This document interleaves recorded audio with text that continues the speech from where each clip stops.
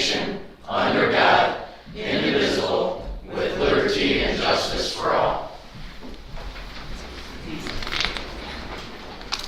We'll start with our first call to the public. Is there anyone who wishes to address this committee? There are little forms over here. If you would fill those out and give them to the clerk. Nobody? Okay. First, agenda item number 4, community development monthly reports. Pete Cust. Thank you, Madam Chair. We had 28 zoning permits and 34 building permits, and for some reason my total on the code enforcement didn't show up, but roughly we're looking at about 30 there. As far as the building permits go, there were 4 new homes constructed or started construction last month, and we do have some commercial development as well going on in Perry Township as well as New Haven Township. So just a little update, Pete and myself will have for the board next month a report where we're going to look at taxable value that the county has received. We're going to try to go back at least 10 years to see how much we have taken in by property tax, how it's changed over the years, and what the effect of the solar farms have been on individual areas in the county as a whole. So we're going to hopefully have that for the, everyone next month. So if you would just plan on, that's going to be a discussion item and probably a little longer time. Okay. All I have, unless anyone has any questions. I do. A question and a comment, Pete. I've had several issues with my townships over the past month, and I have been in contact and been in your office several times. And I want to tell you that your staff, Silvio, Nick, Linda, has been very helpful to me. Good. Makes me really look good when I can go back to my township and say, hey, in 2 days, this is the information I've got. There's been a great turnaround, and I very much appreciate that. Silvio has done a great job for me, or for my residents. So. Thank you. That could have went 2 ways, so thank you. Well, but what I'm also feeling is, I know we had a little bit of this conversation last month, and when I look at some of these on here, I see some from when I was back at the township. So I feel like maybe the magistrate, we need to work a little more closely on putting some teeth into what's happening. I would not want to be Nick and go to some of these houses. Absolutely not. And the magistrate doesn't have anything before them right now to consider because we're still working on the process. So, Okay. Yeah, so before they it's not that they're making any decisions over there. We're trying to get the procedural framework set up so that we can start doing these civil infractions. So we've been continuing to work. We met last week, and hopefully this week we'll come to some sort of a conclusion on that and get that rolling. And that's just where we're at. So this can't be put on the magistrate's shoulders by any means. And I don't know. I heard this last week too that the magistrate was thrown a little bit under the bus on one of these things, and I don't want to put that on his shoulders by any stretch. We're still just working through the administrative process right now. So at the end of the day, if year after year after year, these people don't comply, then where does it go? Well, and that's, our civil infraction ordinance does allow us to eventually take it through the prosecutor's office as a more severe type of penalty. Okay. We anticipate the civil infraction to work this time because it's not going to be, we're going to be a little more pinpointed and directed, meaning that we're not going to have over 600 violations floating out there and just sporadically hitting so that they stay there, so that a person gets a $100 fine in 2016, then gets a $100 fine in 2017.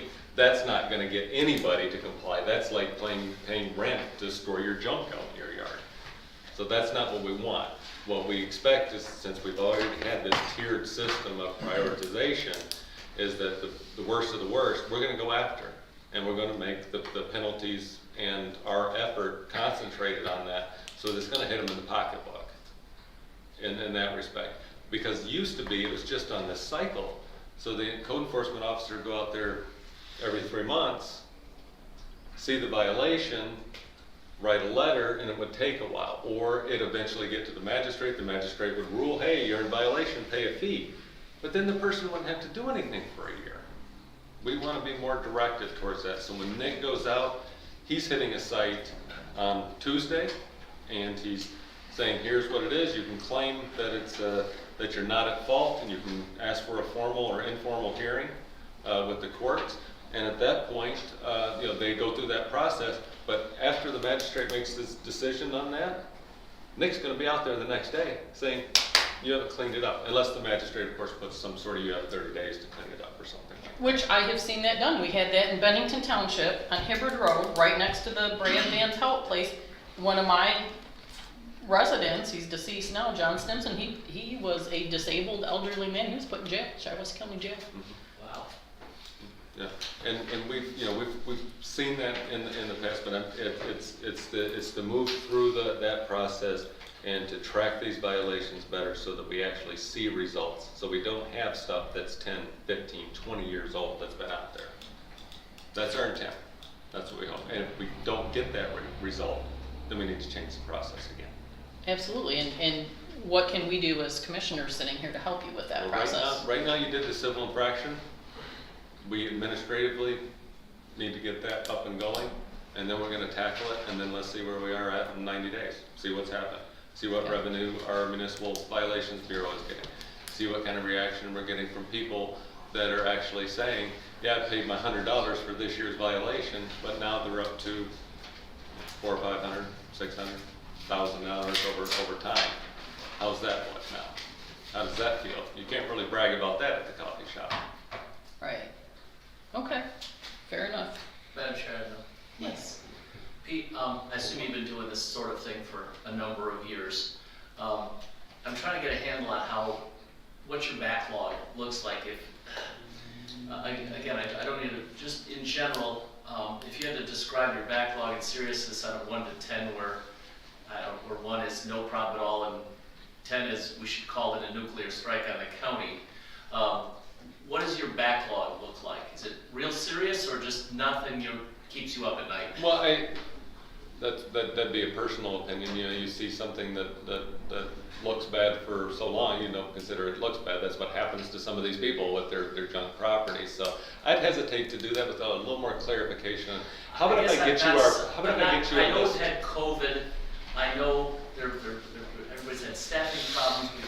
We've had the civil. Is this a real serious situation for the county, or is it just kind of, this is sort of the thing we generally see over the years, nothing special, there's work to be done, but we're not in any trouble? There's some serious site violations out there without a doubt. I think it'd be better if I printed out from our system our ranking of priorities to give you an idea of how many violations may fall under a 1 or a 2 or a 3. And that would give you a better idea, because then I could say, with the 3s, it's somebody with a couple of cars out back, which some people don't consider a violation. A 1 is somebody has spilt into their neighbor's yard with their junk cars and their lawnmowers and such. So let me see how I can sort my system so I'm not just. I'd hate to say we have a serious problem in Shiawassee County. I'd also hate to say that we have no problem when I know somebody out there has, right next door to them, every time they go out to feed the dogs, has to look at blank. So their opinion of not bad and bad is completely different than mine. So let me give you a better description next month. That'll be fine. And that'll give you a little better idea how we operate and prioritize. That'd be great, thank you. Thank you so much. Thank you. There are no questions, appreciate that. All right, the next agenda item requiring action is to accept and place on file the annual L 4046. Do I have a motion? I'll make a motion. It's gonna be you and me, Mr. Holzhausen. I'll second that. Any questions or comments about that? This just provides us our taxable value now that's been adjusted from the state, correct? Yeah, and it was not adjusted by the state, which means we did not get any factoring, so everything's moving along just fine. Okay. All in favor of moving this on to Wednesday night, say yes. Yes. Yes. Any opposed? Well, move both said yes, okay. The next agenda item is I would entertain a motion to approve the creation of a split position between the drain office and building and grounds. I'll make the motion. I'll support it. So Jenna is here to talk about the needs of the drain office. But essentially, they've had a seasonal position that's a saw guy that does a lot of their work. It's become difficult to fill that with it being only a seasonal position. We thought if we did some work with buildings and grounds and made it a full position, they'd be able to split it between the times of the year that Tony needs the position and then the rest of the time that Tim can use the position. And so would this be split out of those budget lines? Correct. And prorated, I mean, is it a 50-50 split or is it? We're gonna have to figure that out. Right now, it's gonna start off as a 50-50 split. Then we're gonna have to track the time to see what that actually looks like and then make those appropriate adjustments. Jenna, did you? Is that necessary, is that higher pay than normal then? No.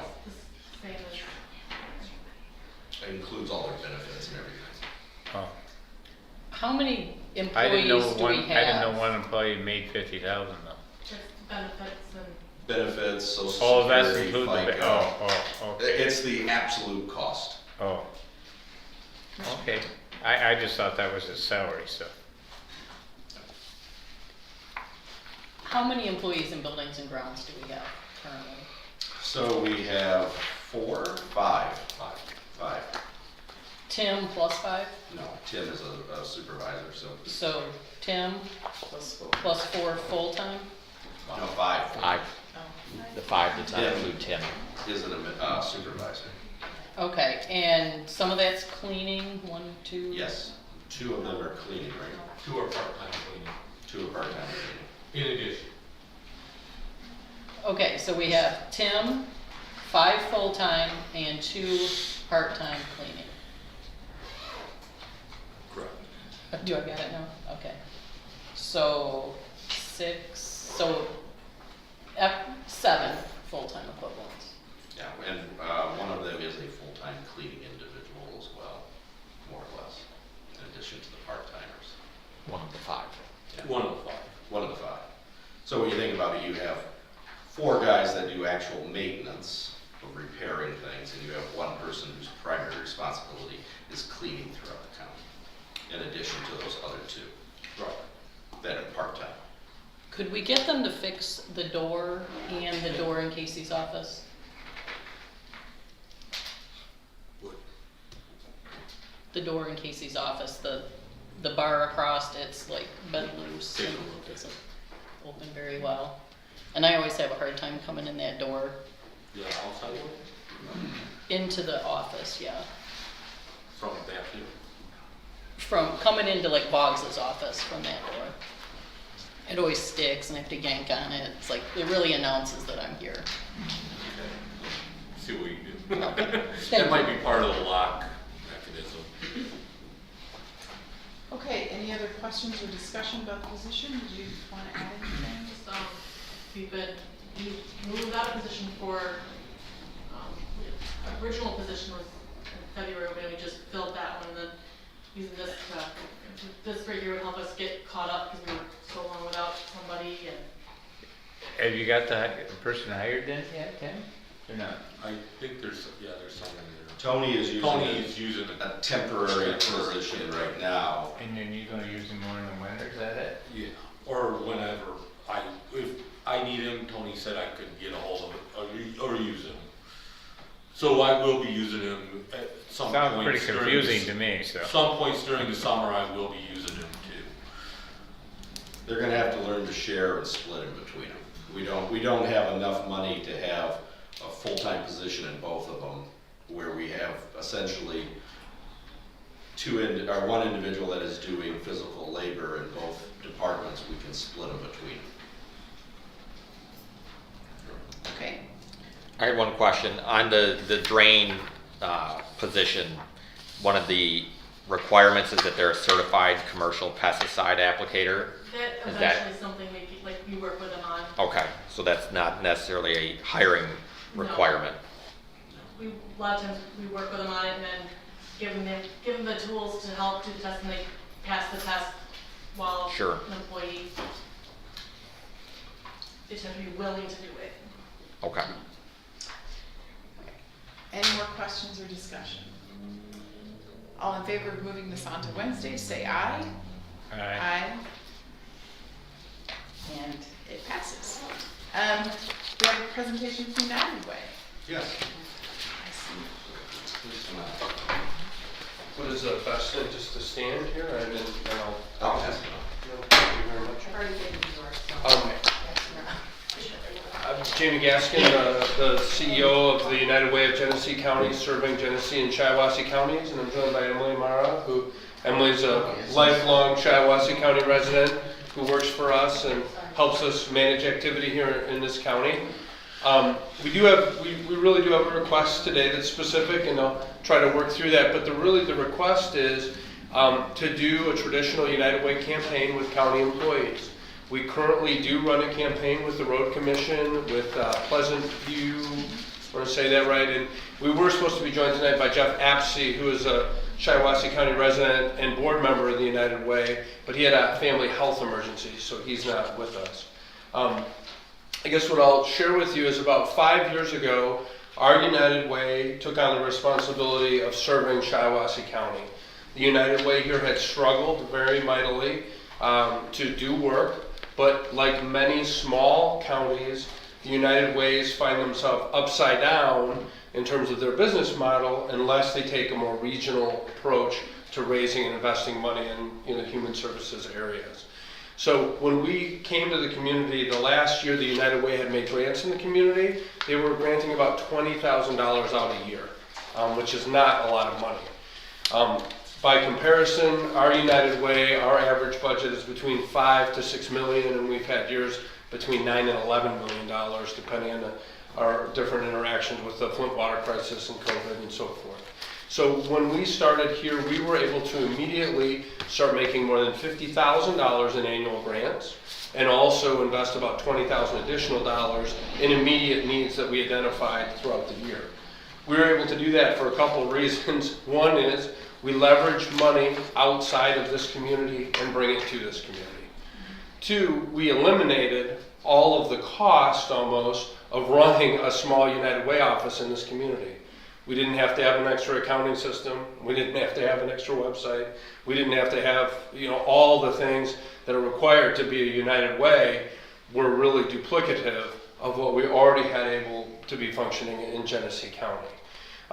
So in terms of fast forwarding to last year, to demonstrate our value to the community, you'll see we had a more than $400,000 impact in the community.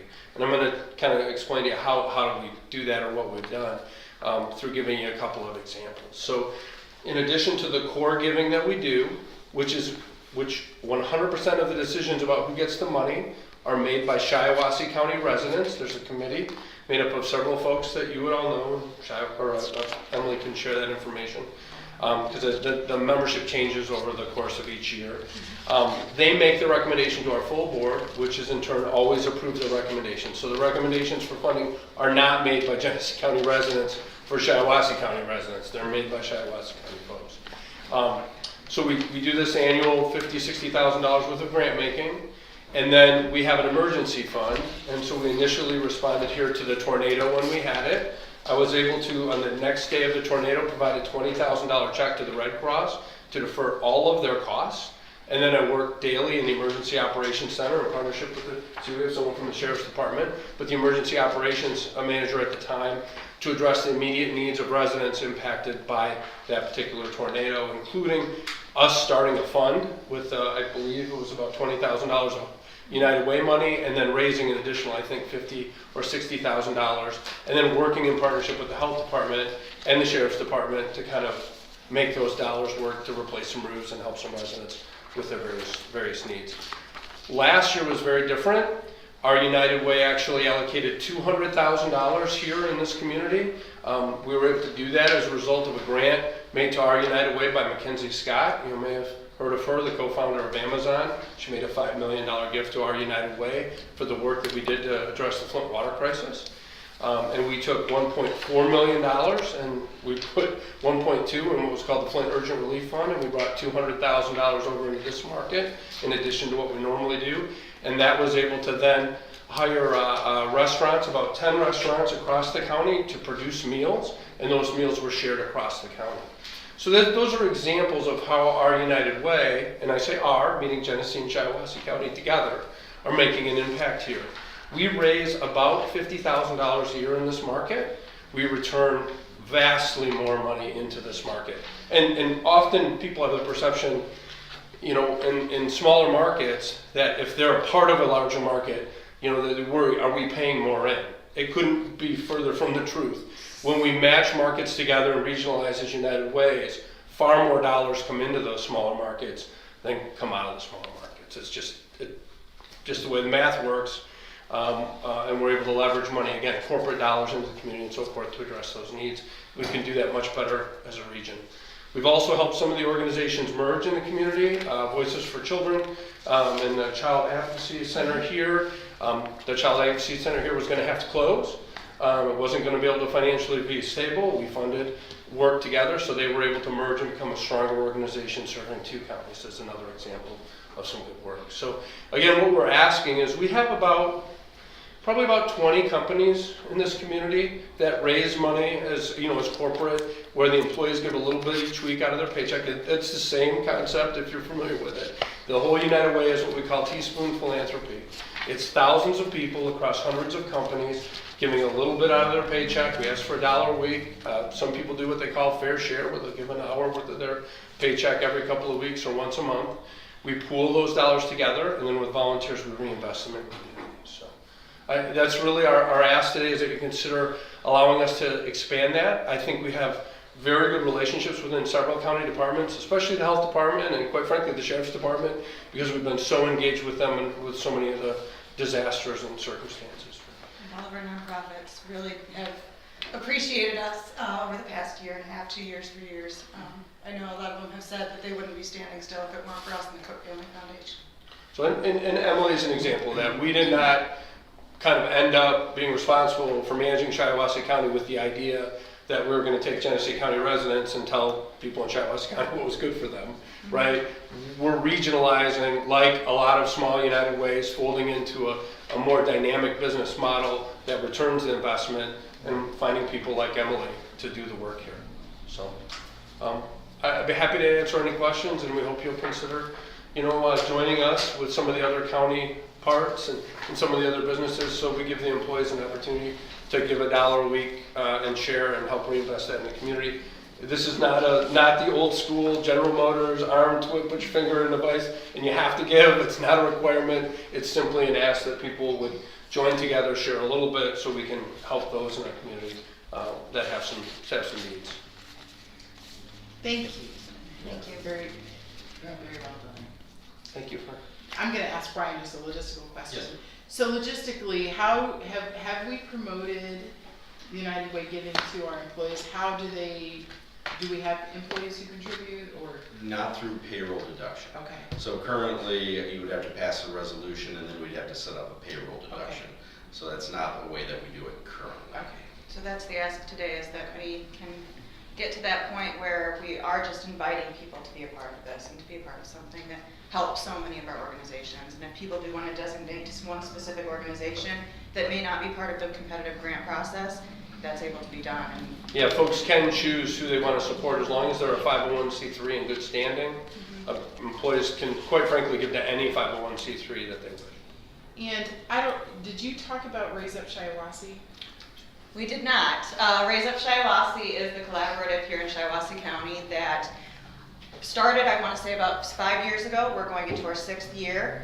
This past year we had 23 nonprofits that came together, and it's really around Giving Tuesday. So I'm sure you've heard of Black Friday, Cyber Monday, Giving Tuesday, Small Business Saturday is also part of that. So it's after Thanksgiving, it's the first Tuesday after Thanksgiving, and this is part of a global network. I got to be a part of a group of over 200 individuals from all over the world, including Ukraine, over this past few weeks, and that was really powerful to see just community leaders come together.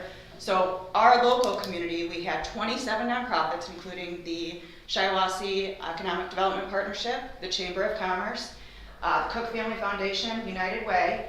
We all help support the movement, so we don't raise any funds from it. We also don't take any administrative fees from that funding, but we allow for one website for everybody to be able to give in the community on that specific day. So we have hashtag Raise Up Shiawassee that was started, and it's really become this very large movement of even kindness. It's not about just giving financially, it's about people being connected with volunteer opportunities through our Shiawassee Service platform. And we also are able to just share the great things that our nonprofits are doing throughout the community with that one specific Raise Up Shiawassee. And just And another way we ballpark. can provide that, Yeah. the backbone organization for the work to get done. Ballpark, how much money was donated for Giving Tuesday 2021? 2021, we had over $120,000 donated. Our goal was $100,000. We also had almost $20,000 worth of volunteer hours.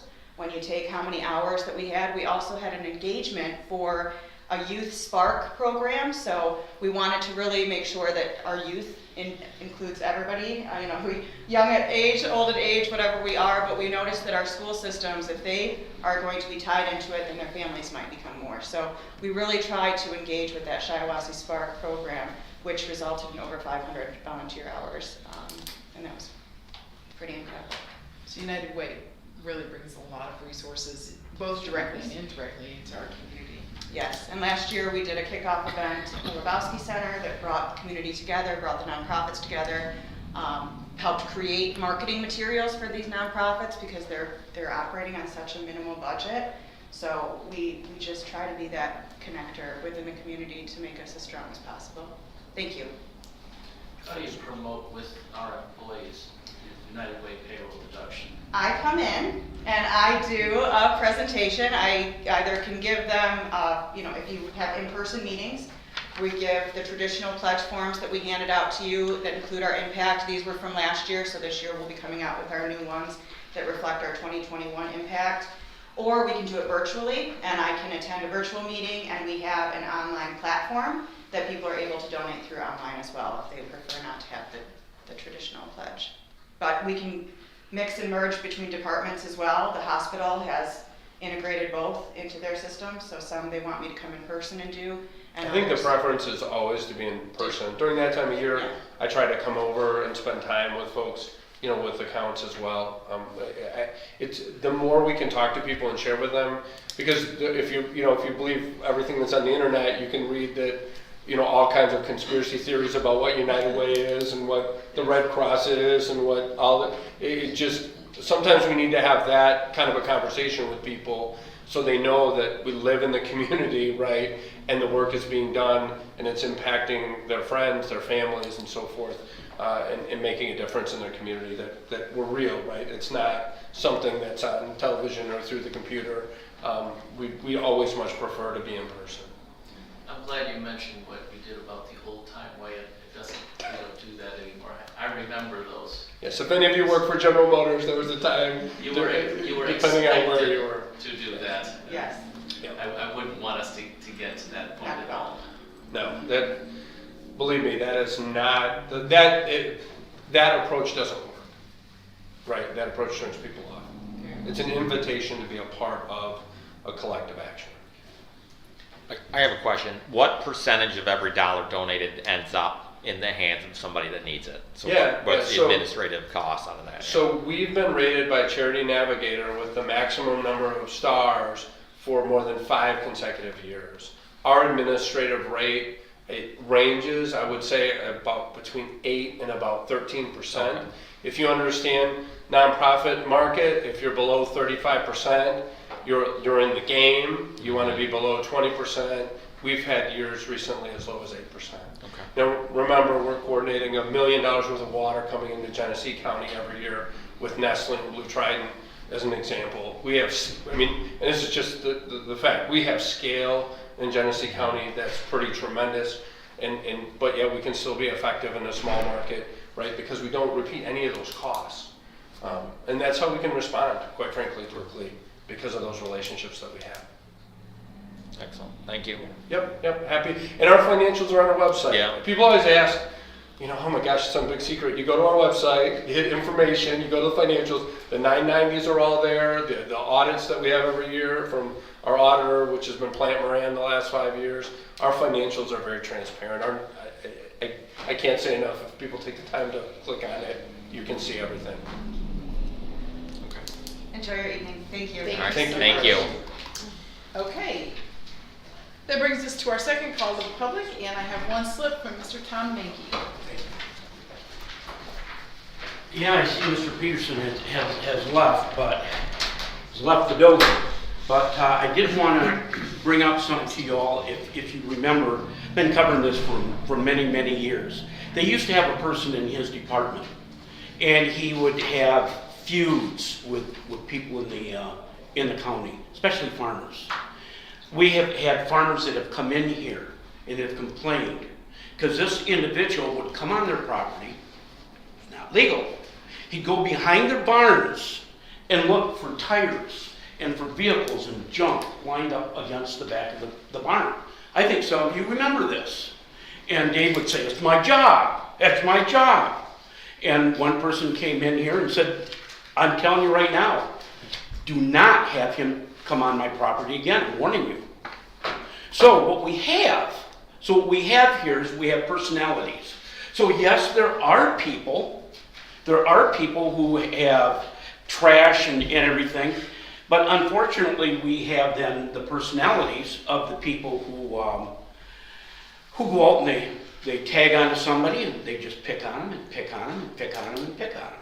So I'm hoping that that's gone because this individual is no longer with the county anymore. So I'm hoping that's gone.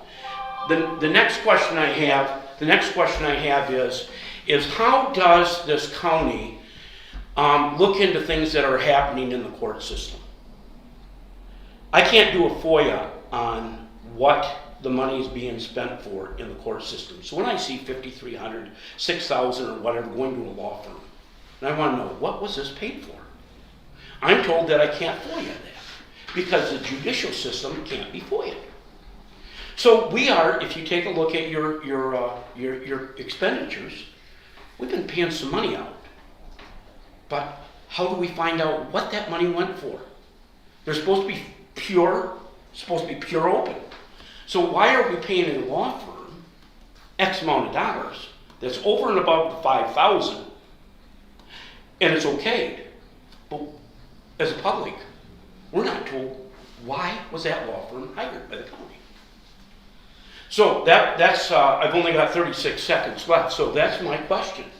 Why aren't the court system underneath the same, why can't I FOIA them? And they say, okay, Mr. Mankey, we spent this $5,300 to this law firm for XXXX. Instead of, we're not going to tell you. We don't have to tell you.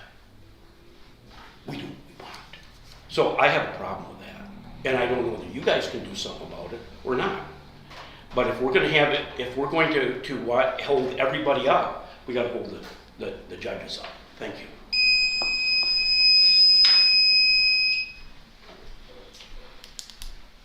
All right. Anybody else? Last call for public comments. Meeting's adjourned. Okay, give it a moment. We'll start finance.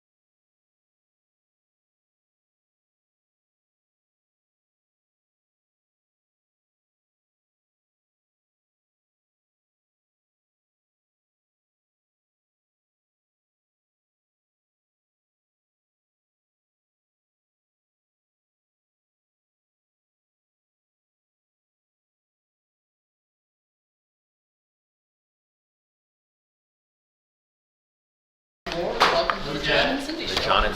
I pledge allegiance to the flag of the United States of America and to the republic for which it stands, one nation, under God, indivisible, with liberty and justice for all. Thank you. Okay. Call the public. Anybody wishes to speak at this time? John, yeah. I'm going to continue on. I only have 36 seconds.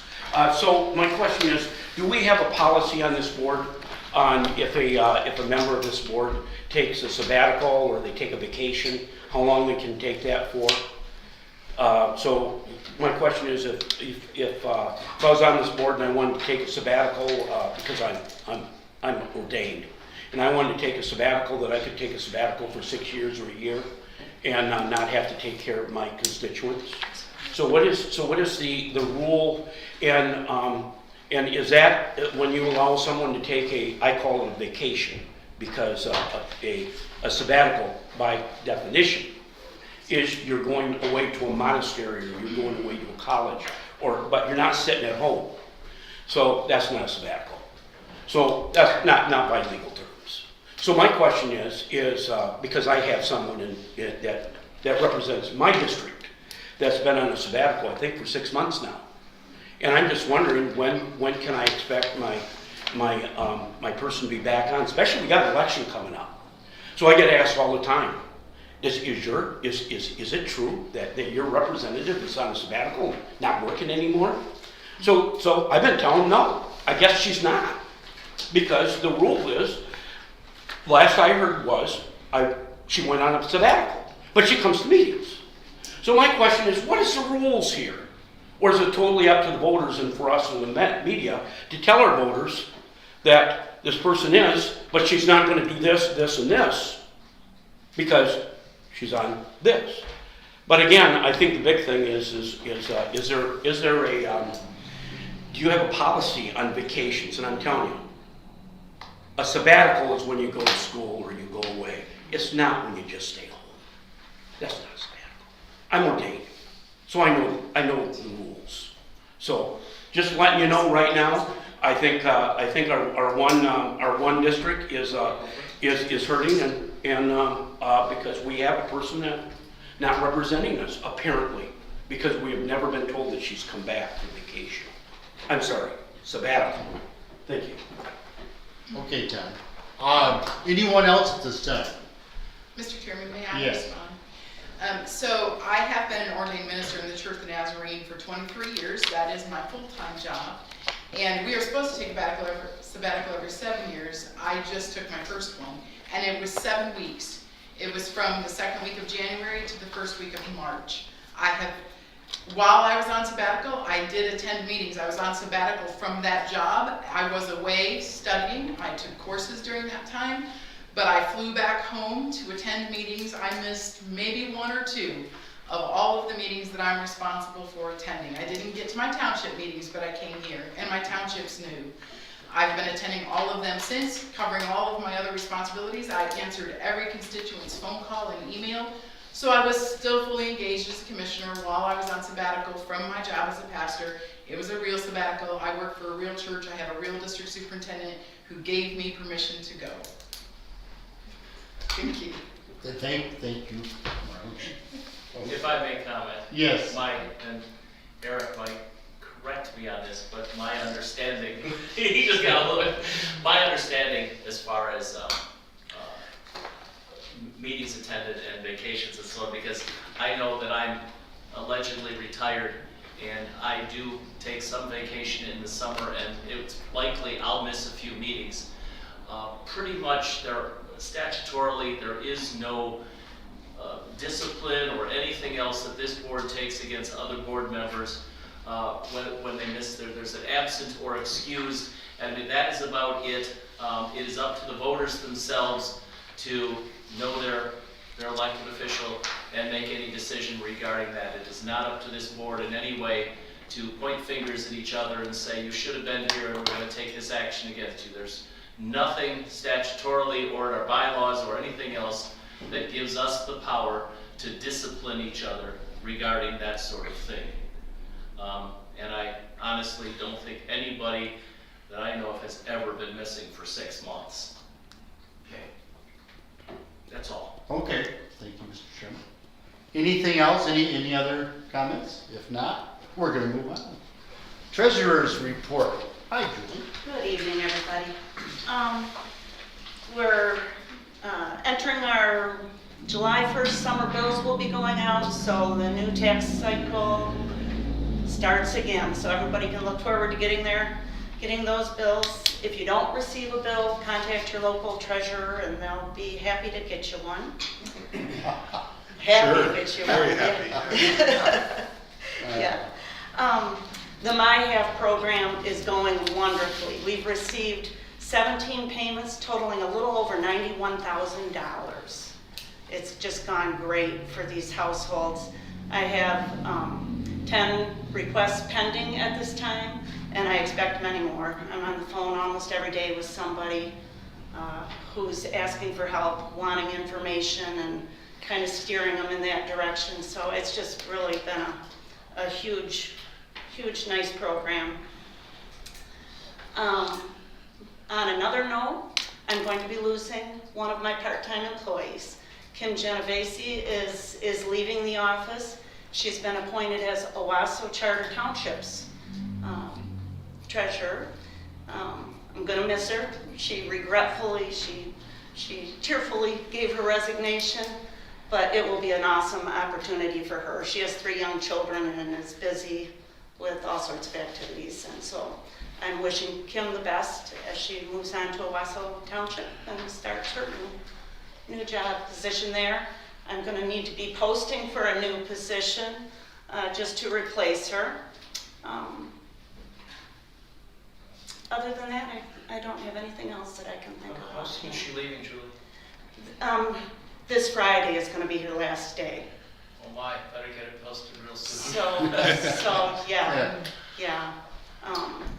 She wasn't quite sure when her end date was going to be. We thought maybe she would last till the end of the month because she really wouldn't start collection until July 1st with them, but she's decided she's got a lot going on and this Friday will be her last day.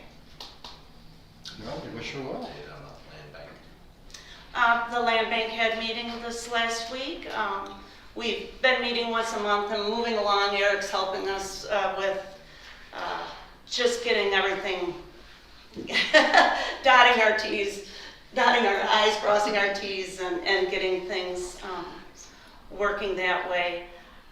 I don't have a lot to report on it at this time as we don't have any properties and we don't have any big projects, but we will hopefully in the future have some activity to report on.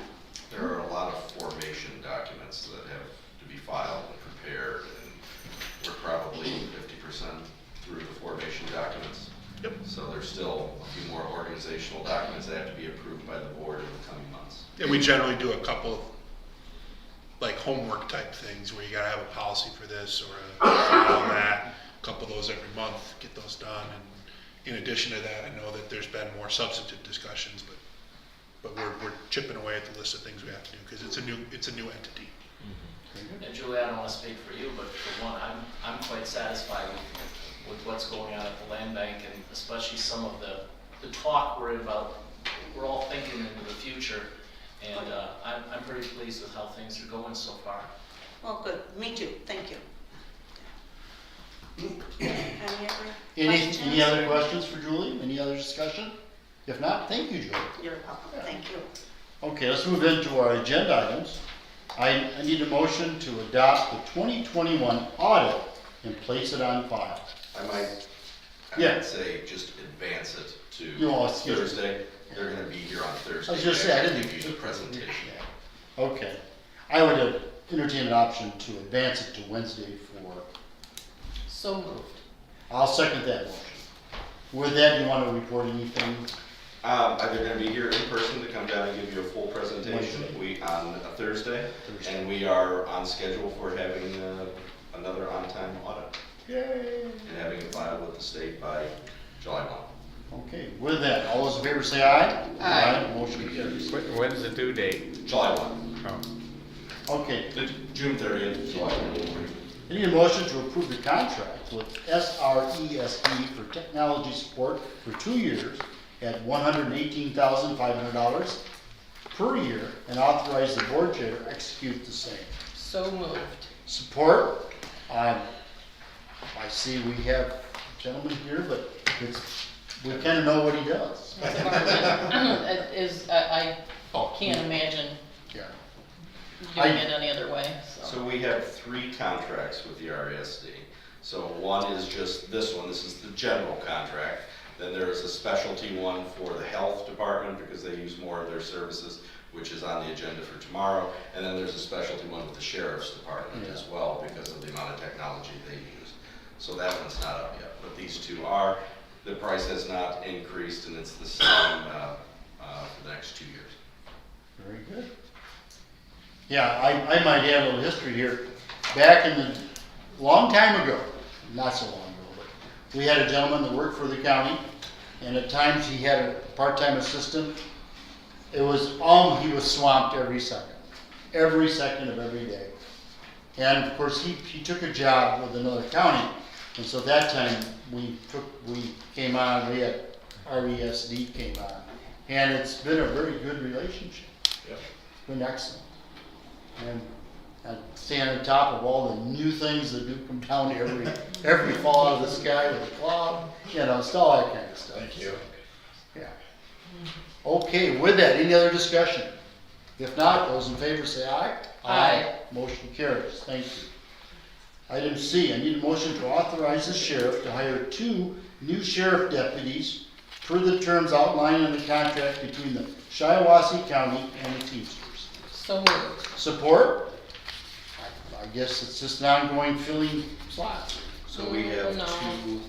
two individuals who are retiring in November. That's right. And we'd like to get a head start on recruiting for November so that we do not have any break in service or changes based on what the sheriff is preparing. Yeah, I might add to the discussion here that his budget is predicated on a full force, and quite frankly, he's been under full force for quite some time. So there's extra money in his budget for labor. Well, there could be the potential of a little bit of an overlap between when these 2 retire and when we hire 2 new ones, but that is contingent on recruitment. It's taken a long time to recruit the positions that we had vacated before, so we want to get a jump start on it. If there's a couple months of overlap, there's a couple months of overlap. And he has it in his budget. Anything you would like to add? You said everything that the goal is just to be proactive. Sorry, Rob Herrick, Lieutenant of Patrol. Just trying to be proactive and so there's not a lull in service to the community. I mean, we're working on adding shifts and we don't want to have to step back and pull resources back. We want to be able to continue and give the community the service that they deserve. Very good. Any other discussion at this time? If not, those in favor say aye. Aye. Motion carries. Thank you for coming today. You're welcome. Thank you. Item D, I need a motion to approve. Okay. Need a motion to approve the construction of a 100 by 60 climate control pole barn in an amount not to exceed $225,000. So moved. Support? Tim's here. Yes. Yes. And that is not climate control. That would be just A cold storage pole barn that would store the trucks and mowers and everything else that we have. Yeah, we've been discussing this. So it's not gonna be all insulated? No. Oh, okay. No, that's just, Push that climate. no. Yeah, I saw that and I'm like, there ain't no way. No, and it's not gonna be insulated. It's not air conditioned. It's basically cold storage. Eventually, we'll probably build, if we get it, we would probably on our own build some lofts in there for extra storage, because it will be higher, it'll be 16 foot, and we will build lofts underneath, and park trucks underneath and have storage of, well, Yeah. Have you got a bid on it then for that? Or not? yeah, that is the bid for the 100 by 60. Who you got? Limited. Who? Limited. I mean, Perrin bid last year, they were way high, and the other people didn't give us a complete bid. I didn't hear who the company budget. Right here. Oh, I didn't see that. I guess I didn't look at it. So. And are the floors dirt or cement? Cement. Okay. I have to make sure that, because we really don't want dirt floor. No. No, Not conducive to what, storage. What you're trying to do. yeah. So- Also too is that we've had a lot of discussion about this, this pole barn. I'd like 100 feet on it. I just think we just need that much more room, but it's present time, that's fine. With park things and things we're doing in the parks, we have a schoolhouse at Kirby, an old schoolhouse at Kirby Park that we're wanting to really make into a really all-around pavilion. And we store off a lot of our maintenance items in that barn, like to the ceiling almost. Junk is what we store. And we do have a 40-yard dumpster out there at the moment. But anyway, we need room. And again, we've known this. But we just think it would be a good time, and we did, 3 weeks ago or 2 weeks ago, futures on lumber and all sorts of building materials fell 50%. So hopefully we'll see a reduction in cost of materials. So we can do this for the price quote. Yeah. So, any other questions for Tim? How does this differ from what we turned down a few months ago? 100 foot. Pardon me? 100 foot. Less. The one was That was 200 200 foot by by 60. This is 60. 100 by 60. This is only 100 by 60. But wasn't the cost about the same? I seem to recall it was around. At that time, it might have been. This time, costs are still going up on some stuff, but this also has the cement in it where that one did not. The other was also heated and cooled. Yeah, that was climate control and everything. Yeah. So we need this building because we didn't build the original building big enough, right? Correct. So I don't, so we're gonna build, again, a building smaller than what we really need? At this point, I'll take what I can get, to put the trucks in, put the mowers in, put everything else in to, personally, I don't know if you ever build one big enough. I've never heard any farmer or anybody else that built a pole barn and said, well, I built that way too big. Well, so. They all say, I built it way too small. Yeah, because you end up accumulating a lot of junk. Right. That's, But, there too, right now we have a lot of really nice trucks and equipment. And I know what it was like when I came here, and it wasn't very good. We've gone a long ways to improve all that. It'd be nice to park it inside where it's not out in the weather all the time. Yeah, trucks and machinery, keeping them inside in Michigan is a huge deal. I had fuel trucks, they all parked inside, they all lasted 20, 25 years. Minimal rust, truck sits outside, rust to pieces. so 2 more questions. How full is that dumpster and how are we proposing to pay for this? Well, I'm gonna go look tomorrow. See. Well, it's started to get filled up, but I had to pull my guys off from it. They may be out there tomorrow. Mowing's slowing up just a little bit, but not totally. And I can only use them to fill the dumpster as I get time to use them. But I hope to have most of the dumpster filled by the end of this month. Because my thought is, before we add space, let's make sure that we are best utilizing the space we have and not. Well, they want to basically, if they do what they want with that building at Kirby, I'll lose all that space. Yeah, I've been there. Me and Gary have walked through there. Yeah, we were out there Park Street before. Gary and I were there years ago, and It hasn't gotten any better. I didn't think so. That's why the dumpster's there. So when he has time, he gets stuff thrown in. Well, thank you. And we I'd are like to see a working lot of on that progress as on much that. as we can. I I don't really don't want want to have it more than a month. Yeah, we don't need to spend money to store junk. No. So part 2 of the question, how are you proposing that we pay for it? I think in your budget, there's money. Yeah, maybe some. You got some of the money, I'm not sure. and then some other money. I never know what we're gonna run into when Yeah. we're working on the buildings.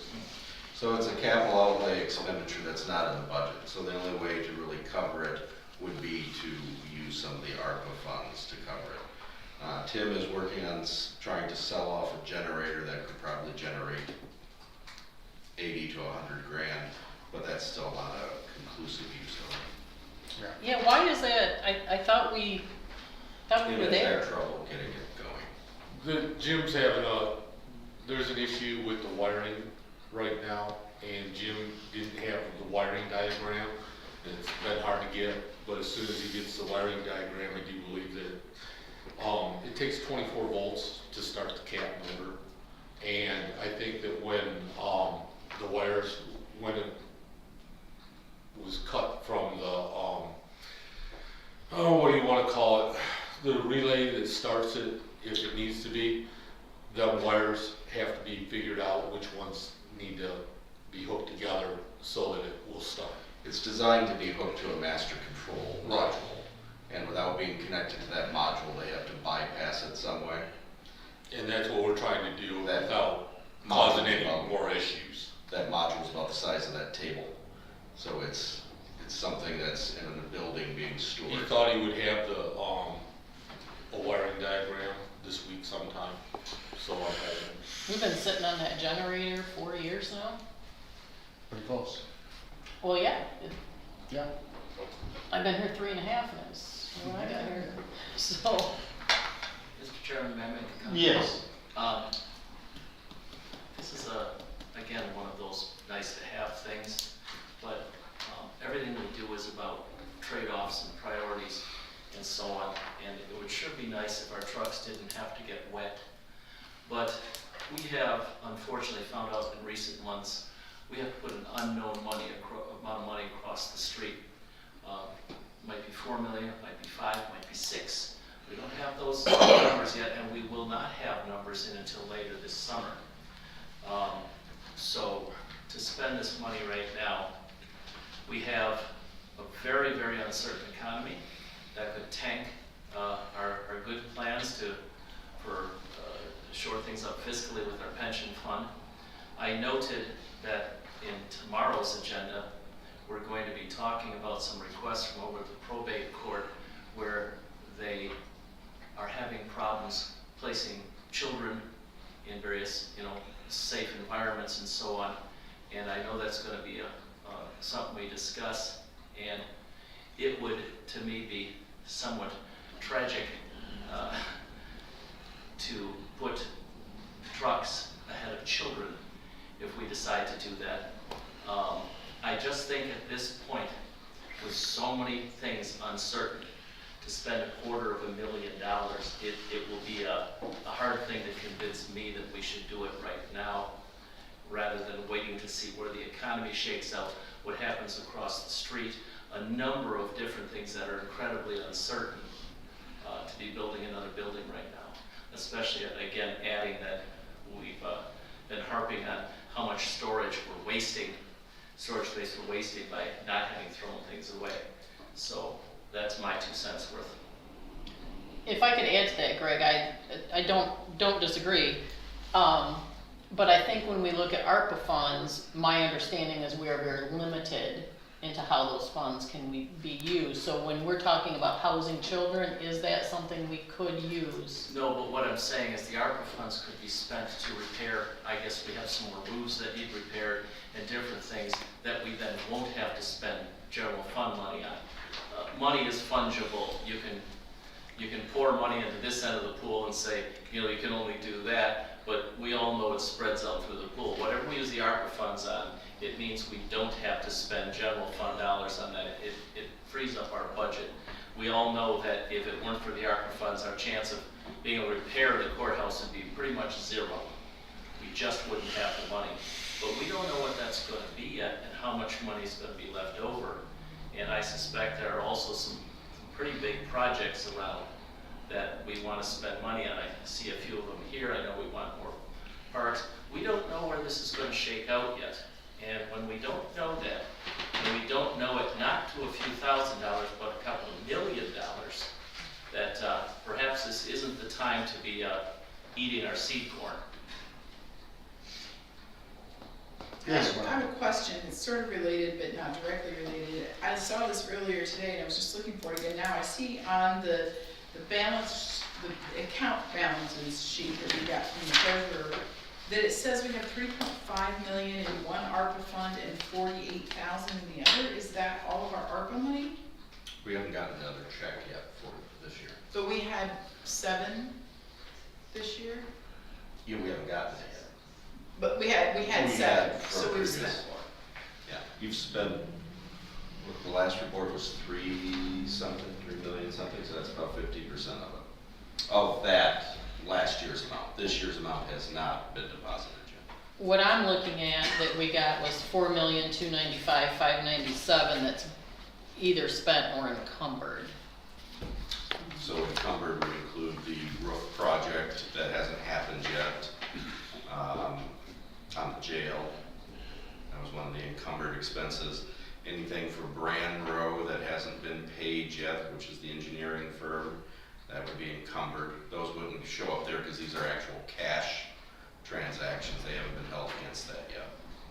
So we're higher than this 4.3? No. I'm talking about what Marlene raised with the cash on hand versus And the accounting. now keep in mind, the monies that we had, what, for 2 years, 12.7, almost 13 million. So if we've encumbered 4 million. 4.3 is what 4.3. we were given. And we almost 13. And of course, we know that the courthouse is a question mark on the cost. I'm just a real proponent that we need to keep everything inside. And the building, quite frankly, we'll build it.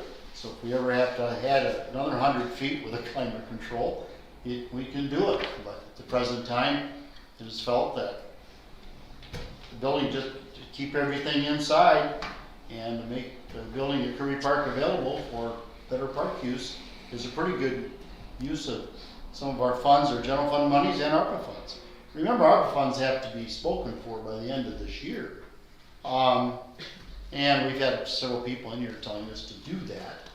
But I don't think this is a great expenditure on the big scale. I just think it's just a good idea to try to keep everything inside. Yeah, and I don't think it's a huge expense, but it's still a significant amount of money. And yeah, that's a tough one. Is there any other discussion at this time? Excuse me, did you change, I mean, are you amending the motion to say, replacing climate control with the words cold storage? Let's Yes. just scratch off. Just I take made the it. motion. Just take out climate control. Yeah, All right. Yeah, thank you. Madam Clerk. yeah, good catch, because I'm opposed to climate control. Yeah. Climate control is called flow-through ventilation. Flows on one end and out the other. There used to be windows rolled down in a car, that was air conditioning. So anyway, with that, is there any other discussion at this time? If not, all those in favor say aye. Aye. All those opposed? Motion to move it to Wednesday passes. Thank you. Item E, MERS discussion for 911. Brian indicated that we're to discuss that. We kind of discussed it in the previous meetings. Commissioner Garber had asked that this be put on the agenda. Keep in mind that MERS, because they are self-funding, or MERS, 911, because they are a self-funding unit, was not included in the bonding, neither was medical care facility. So to begin this discussion, I have, Tracy was nice enough to prepare some reports for us. I'd just like to highlight a couple of items on here, if we could. So currently, Central Dispatch, if you look at the first one that says Fund 216 Central Dispatch, and I'm going to be talking about mostly the column from the second to the right, which is what they would be going into as of January 1st of this year. And Tracy's here with me as well. So the cash balance, the cash position of 911 is $2.8 million. Then when we go to... That's the only one they had was 216. Oh, they only have 216. The whole fund, they got 450, all Yep. 216. So Yeah. tell me again where that is. So that would be the bold line right here On page 1. on page 1. Got it. Right there. So that, they have $2.8 million of cash assets. That includes their pooled cash, that includes their cash, their investments, their savings in my class. As we move forward, we can see that in 2021, ending the year, their surcharge revenue took in $2.3 million, which is on the second page under revenue. I'm not going to go over all the details, but I'm just going to hit the high points. And so if you look at that, their revenue was $2.3 million for that. Then we go to the next page in the top, their total revenues with the additional wireless items they got, some other grants, interest. Their total revenue for last year was $2.7 million. As we go down, their expenditures for employees is $1.3 million. That is on the middle part of the third page there. So they took in about 2.7, they expended about 1.3 on personnel. And then their other expenditures was $715,000 of additional items, which means they added to their fund balance. Their total fund balance is at the bottom of the page in bold there at $3.7 million. To give you some idea, the general fund for the county is $2.4 million of their special revenue. With 1.4 of that coming from ARPA. With 1.4 of that coming from ARPA, as we've done transitions over the change of the payroll. So currently they have $3.7 million in their fund balance in addition to this. They take in additional money than what they spend annually, which is why we did not include them in that particular project. And they take in a sizable amount. Their fund balance is larger than the general fund for the county. Okay, so I've heard this bias against 911 for a while. I don't think we can compare them to Pleasant View.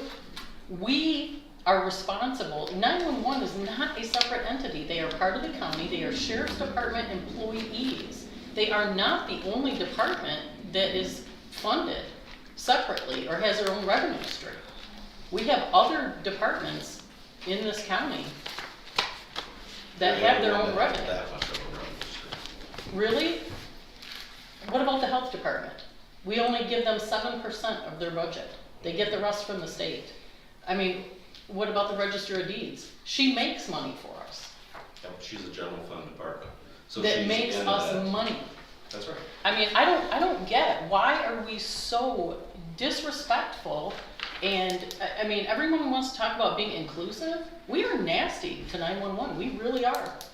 I mean, I'm not saying that we should give them any special treatment, but they are our employees. Why are they being treated any differently?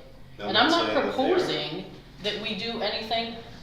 They know they have to pay their fund balance down, but they can't take it down to zero. Then if something happens, we pay for it. May I ask a question?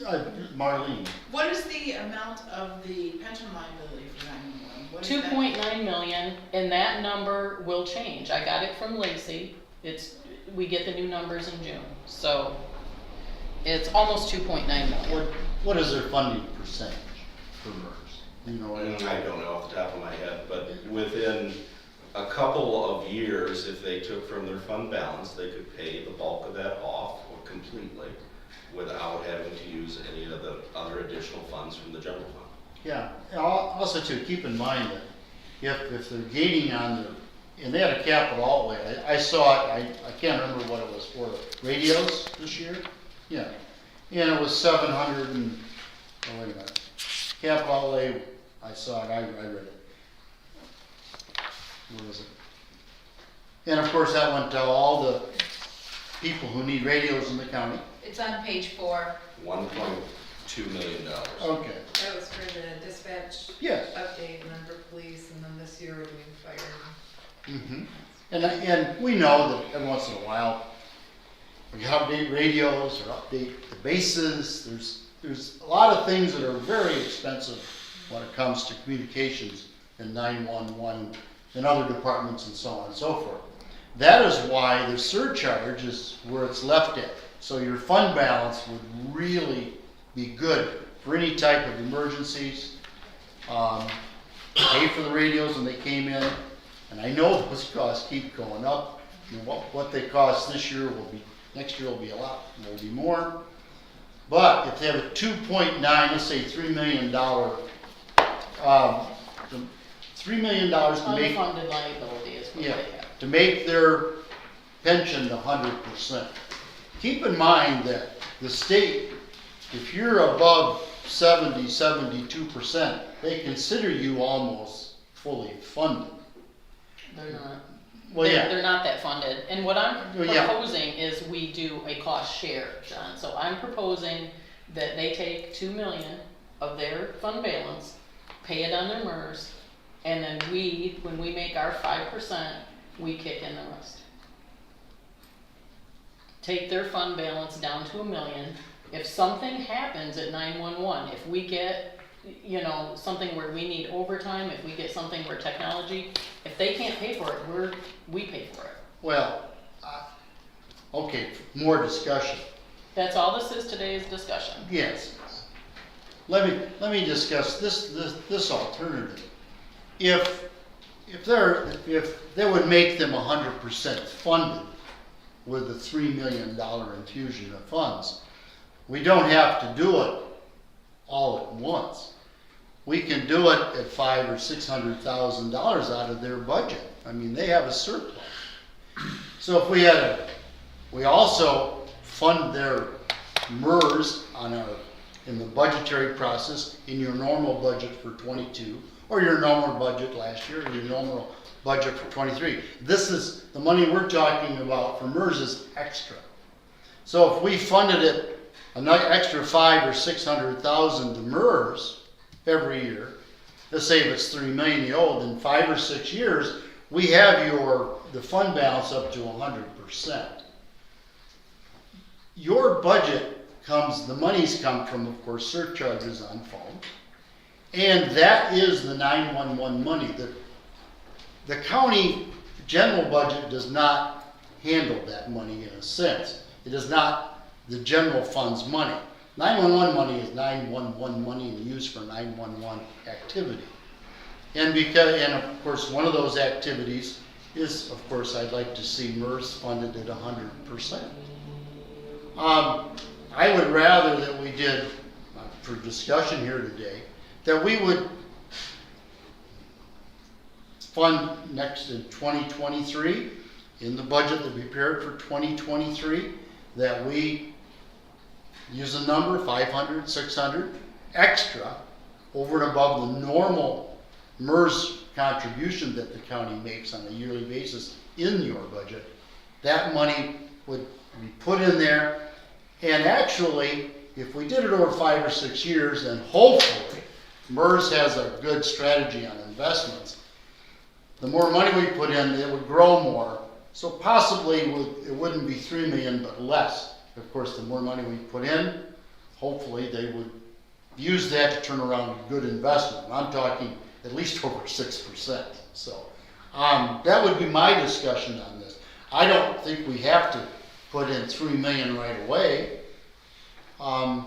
We can certainly build your budget up. Also keep in mind that Pleasant View, from 14 through, I think, 22, I can't remember exact number, but I know that they did a great savings program in their budget, and they made a huge payment to MERS. I believe the total amount, I can't remember, but it's above 15 million, I believe, extra than what they were paying MERS, to bring their percentage up to about an 82, 84%. And but of course, they're now on like a 401k as of 2019. So they're making their annual payments to MERS, and that just staying up to the percentage, plus now they fund 401k. And that's expensed on a yearly basis and has no legacy cost per se. So that would be my discussion on it. What is everybody's feelings? Yes, Greg? As I understand this, John, I have to completely disagree with you. And Cindy, we have a situation that if everything were going into a general pot of money, I would agree with you. But the fact of the matter is, the numbers tell me that are 911, which they're county employees, absolutely, but they have a separate pot of money from us. That's right. If we move, and that pot of money is clearly enough to fund their pension, it should have been funded to a higher amount, just like the rest of the county. It should have been funded, and they can take a number of years. Just bonding isn't paying off our pension. We're still paying that from the general fund. And are current, so, Well, yeah. hold on. If we do what you want to do, it's shifting the burden of making those pension payments from 911 over to the general fund, leaving. I'm not saying take it, no, their budget, I'm saying What use their 911 monies. can do with their monies. Oh, okay. Yeah. 911 needs Yeah. to use their monies and exclusively their monies. Yeah. Because there's no way, I mean, it's not like we can go in and say, geez, they got $3 million sitting there. We need that money. We're gonna just move it over. Can't do that. And yet we can, to ask us to then take very, very scarce general fund monies, rather than having them, they get plenty of money to run 911. It seems to me by these numbers that they need to instill a certain amount of, like the rest of us, everybody in the next 10 years has got to engage in fiscal discipline and pay down their pension debts with the money they have. They have to make the same hard choices. If we take and shift millions of dollars of that pension obligation over to our general fund, we're shorting everything else and leaving 911 basically with more money than they need. So, excuse me for mischaracter, I did not understand what you were saying, but no, I don't see any reason we should shift that when they have enough money. If we were all under the same umbrella, if all of their money came into our general fund money, and I'd say, yeah, why would we leave them out? But we're not the board responsible for allocating those monies. They're supposed to run 911, including their pension fund. Yeah. Okay, let me add another concept here too. Let us say that the $3 million and we paid it off at $500,000 per year over 6 years. We know that we're coming into John, by we, do you mean us or do you mean? No, I'm talking about 911. Okay, so 911. if they did it. Yeah, if they did it, starting with their budget in 2023, plus our regular payment for MERS, and of course they have 401k too. We know that inflation is upon us. I'm old enough to know what inflation did to my community. Hit about half the businesses. Interest rates went to 29%. This is in the late 70s, early 80s. We're on a path for that. We have national leaders who will not believe what is happening. So anyway, even if we anticipate that we would do $500,000 a year and a $3 million liability for legacy costs, if we do have a bad year in 23, we don't necessarily have to budget all the $500,000 that they have in their monies for their budget. I mean, if it's going to be a tough year and something breaks down, I mean, you never know, or they come through with another mandate, or they want to change the system, well, that 500 might be 300. Remember, we can do this over time, and with the surcharge on the phones, and it's a very generous surcharge on phone, that they will have monies in their account to catch up to 100%. And that's exactly what we would hope the budget would do. And we're all for that. And so, as a board, I'm for leaving the surcharge where it is on phones and not reducing it, to make sure that you can cover your legacy costs through the next several years and in the future. Yeah. We figured out that just to cover expenses, Corey, Angie, and I went through all of this last week, we could lower the surcharge by 10 cents. So I think the misconception here is that their fund balance comes from excess revenue. That's not the case. Their fund balance comes from the payment that the county had to pay back to them, that they erroneously, you know, when we went through this years ago. Yeah, That's where that money that was comes from. 500,000 for 1 year? No, it was $1 million, and then they stopped making their payments to MERS. It paid, the general fund covered it because they had been covering our employees. So once that all got straightened out in the wash, that's where a lot of that money comes from, not a surplus in budget. What was that, 3 years ago? So it was not $1 million, it was the year's expense plus $166,000. It was only around 500,000 that had to be paid back. Yeah, I hit the nail right on the There's head. a negative number in the column from 2019 under MERS of negative 166 because they had their actual expense plus the repayment went into there. And it wiped it out and went negative a little bit.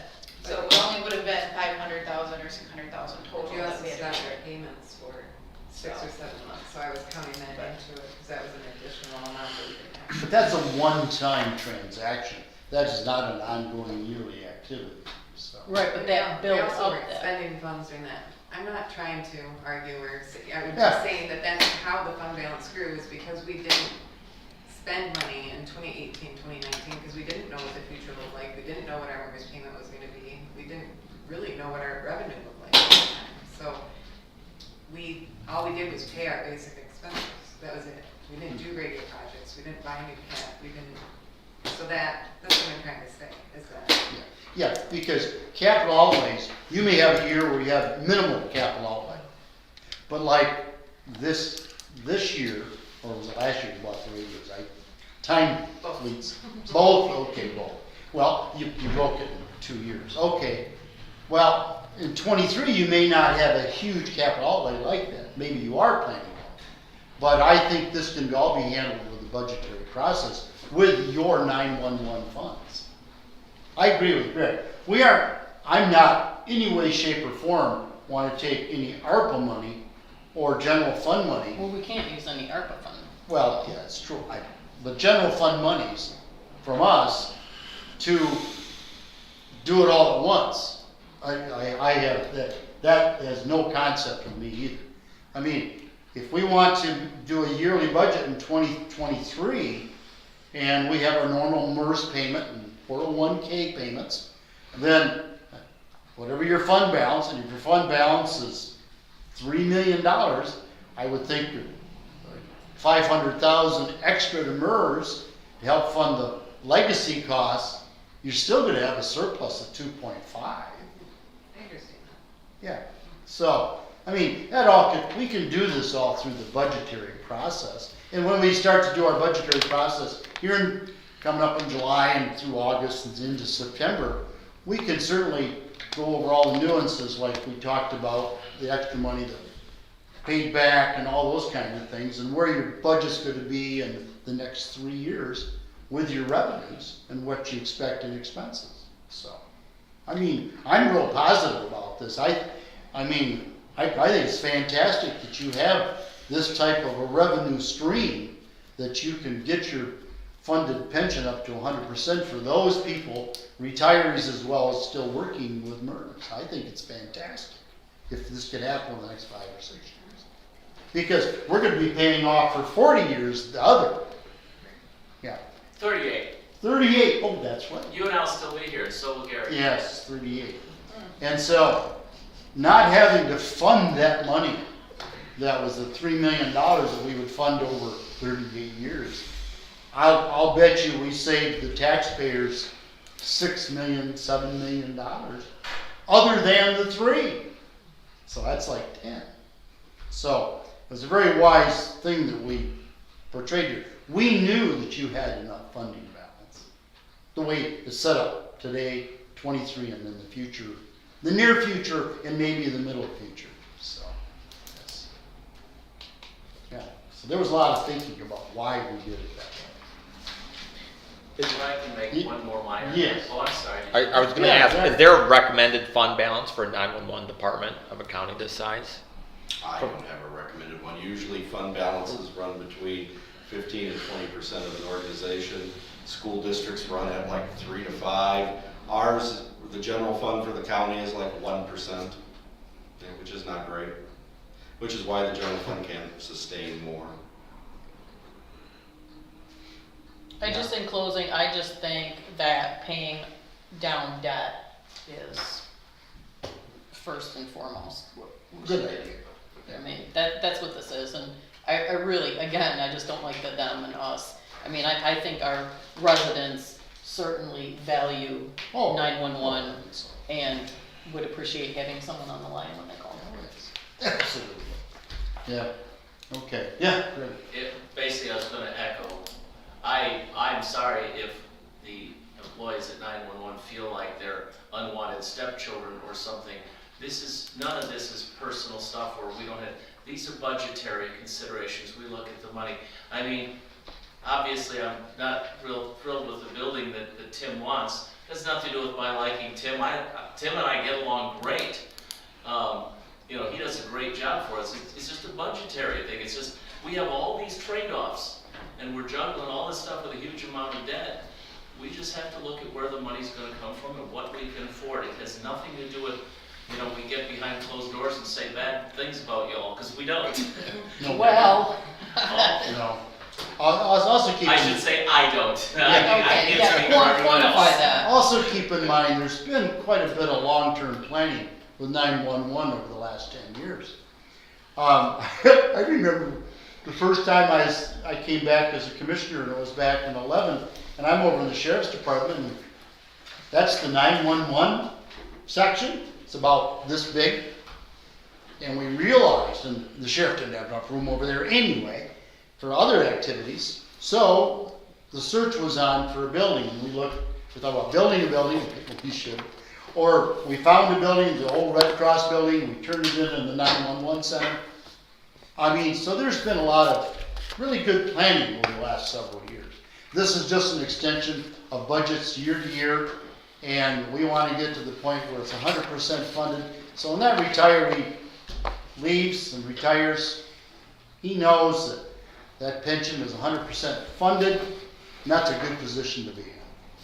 Because actually, most of our employees who retire pretty much stay here and spend their money in our community. That's a big deal for me, so, yeah. So anyway, during the budgetary process, we'll make sure we touch all these points again.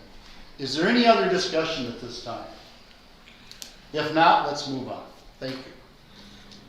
I need a motion to approve the purchase of a pit toilet and improve the handicap parking for Chi-Town West Park not to exceed $12,000. So moved. Support. Again, this is, we've talked about this at Parks and Rec several times. Up on the top, we figure a pit toilet, $8,000 or $9,000, and we want to configure the parking. There's parking here, just got the poster in the wrong spot.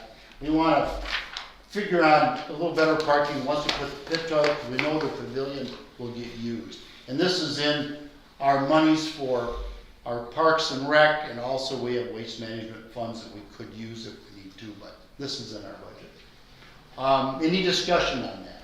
Is this that area that was across the river from? Yes, up on the hill. Okay. Where it was a capital for one day. Nice. Yeah. You know, Go ahead. yeah, at one time, there was a 3-story hotel there that was packed in the evenings because people were traveling, and it burned. Phil Hathaway, our gentleman who's helping us with our master plan, he thinks it burned in 1860, and we all looked at each other and said, boy, would we have liked to have heard the discussions of the county commissioners or the board of supervisors before 1860 in there, because there was quite a lively tavern on the first floor. So, and that's where they held the meetings. Yeah. This will go a long way making that park, because the river divides it, into usable on both sides. Yes. And also, Right. with the other things that we have coming up here in my report, we'll touch on some other things too. Okay, with that, any other discussion on the pit toilet? Where are we at with our waste management funds? Do we know? Oh, I God. think Larry usually is the person. Oh, we got 100 and I 20, haven't checked 140. lately, but I would say 150 Yeah. range, minimum, more, depending on what's encumbered for other projects. Yeah. So, I mean, Yeah. I would certainly west side park right now is basically currently unusable for any length of time because there's no restroom facilities there. There's several pavilions, but nowhere to use the restroom. Right. So anyone. Well, there's a lot of trees. There's a lot of trees, but anyone They with grow little well. children, right? You can't stay there for any amount of time because you have to leave to go find the restroom. And it's a hike to the, Yeah. Yes. to the Yeah. east one. Yeah. And we'll talk as we later get along with some of the other things. We'll chat about some of those things too. Okay, any other discussion on I'm this? good on pit toilet discussions, but Okay. no. Okay, all those in favor say aye. Aye. All those opposed, motion carries. Item G, approve adding 3 handicap parking spaces at Chi-Town East Park, not to exceed $5,000. So moved. Support. That's down by where the old dam used to be. This has been planned. We need to put in 3 handicap spaces. We'll make them big enough that basically you can pull a car up and let everybody out. Also wheelchair, it's gonna be on the low level down there so they can get to the riverbank. If you get a chance, and that's where all the new trees are. If you get a chance and you want to take a little time, go there and park and walk down where the dam used to be. It's quite a change, and the river flows very fast and it's very clean, and it's quite a sight. So, if you like outdoors, the new trees. There's only one dead one. Phil was happy about that. We only had one dead one that died over winter, so we'll be replacing that because there was a guarantee on the trees. So, any discussion on that? If not, all those in favor say aye. Aye. Motion carries. Thank you. Item H, approve the spraying of all invasive species and fragmites in the parks not to exceed $5,000. So moved. Support. Again, this is a program where the chemicals, we buy the chemicals, and Jeff Fuller will do the spraying. And he's an expert and he's certified, and he'll also kill other invasive species all through all of our parks. And that's, we have several parks, and he will do an inventory of what he kills and what he might have to go back next year, so on. He's been kind of doing that year in and year out anyway. But we'll certainly get after him this year because everything's growing quite well. Any discussion on that? If not, all those in favor say aye. Aye. Motion carries on to Wednesday. Okay, item I, approve the engineering for a footbridge at Chi-Town Park not to exceed $7,000 for the engineering of a footbridge. So moved. Support. Okay. As we've noted, the west side of the park, up on the hill, Capitol for a day. The east side, down by the river, people like to go fishing, and the picnic area up on top where we held our meetings last week, and there's 2 pit toilets there and all that. On the south side of the west side, there's a trail that comes down to the river, which you used to be able to cross over the dam and get to the west side. Of course, that's gone. So, what would a bridge cost? A walking bridge, not a car bridge. A walking bridge from the south side to the north side to make the loop of the park complete, and there would be 3 miles of walking trails. The cost of one of those bridges, $240,000, $260,000, $270,000. But there's a couple things on the horizon. If we do basic specs, the state has indicated to us through the Eagle, that there's $360 million available in non-matching grants for projects of this type. So, in our master plan, this is one of our scopes that we're going to want to put there. If we have these plans, and our master plan is completed by January, it has to be into the state by February, then these monies could be quite available for that activity. We're not saying it would be. You have to, of course, you have to do the grant, you have to do the grant proposal, it would have to be approved. And they may even say, well, because it is such a big project, you might have to have some matching funds. Well, there's all sorts of, but if we can get to that point, to get this into the state, I would expect that we would have a reasonable chance of maybe having something funded in the near future. Near future could be 5 years, so let's understand. Sometimes Henderson Park took a long time, and that's just about, that'll be completed, all that'll be done here in June. That is a scope of what we're thinking with that, to do the $7,000 engineering for a bridge to adjoin the west with the south, with the east. Any discussion on that? So the 7,000 is just kind of a gamble, because we don't know. So we could spend 7,000 and get nothing. And I don't know, I mean, I would hope that the state, given like we've all talked about, the state of our economy has something better to do with money than build a bridge and a park. Well, true. I mean, I love the parks, John, I really do, but, I don't know how we can justify wanting to spend 300,000 on a bridge. It'd be awesome, but. Well, if we had the plans, there's other contributors besides the county and the state. But you don't know that until it happens. But if we have the plans and we start to move that process, we might be quite surprised. You remember at Chi-Town, the trees, the shrubs, the Saginaw Conservatory gave us $10,000 for trees When? last year. No, when, that's what it's called, W-I-N. Yeah, W-I-N, oh, that's right. And so on and so forth. Also, by taking out the dam, well, that was a heck of a project, cost what, $742,000, wow. All those groups who participated in that and coordinated that effort would help us coordinate another effort for a bridge. So, there's great possibility. Sometimes you have to put forth a little investment to make a big thing happen. And this could happen. So any other discussion at this time?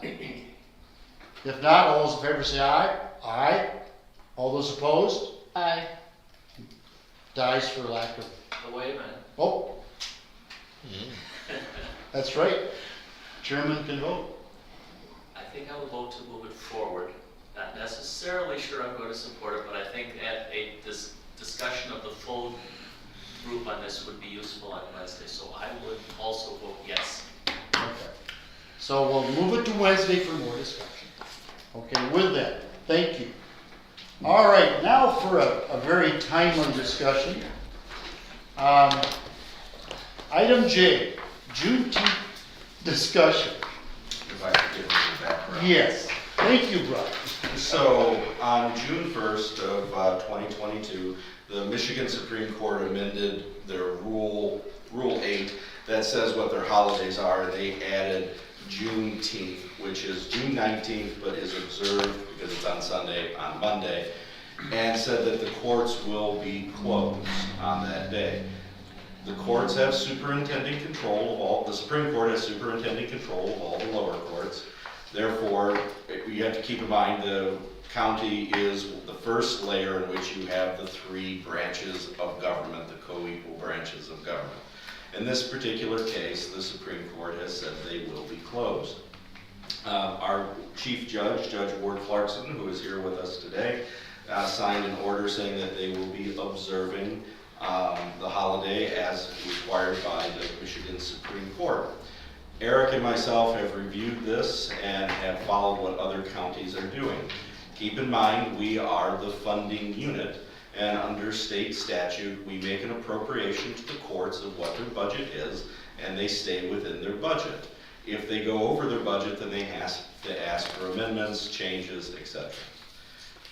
Because they are not a 24-hour shop, 24/7 shop, they will not incur any additional expense with Monday being off. Therefore, it does not require any action of the Board of Commissioners, but under the judge's orders, they have that day off and will be compensated for it as a holiday as part of how the system is set up with the 3 branches and their statutory approval of their budget. The larger issue is if the Board of Commissioners wishes to do anything for the rest of the county, or if they plan on having the county open, or what their views are on the situation. Eric, would you add anything else, or Judge? No, so that's the basic position in which the county finds itself. Printed out, I think it was printed out this afternoon.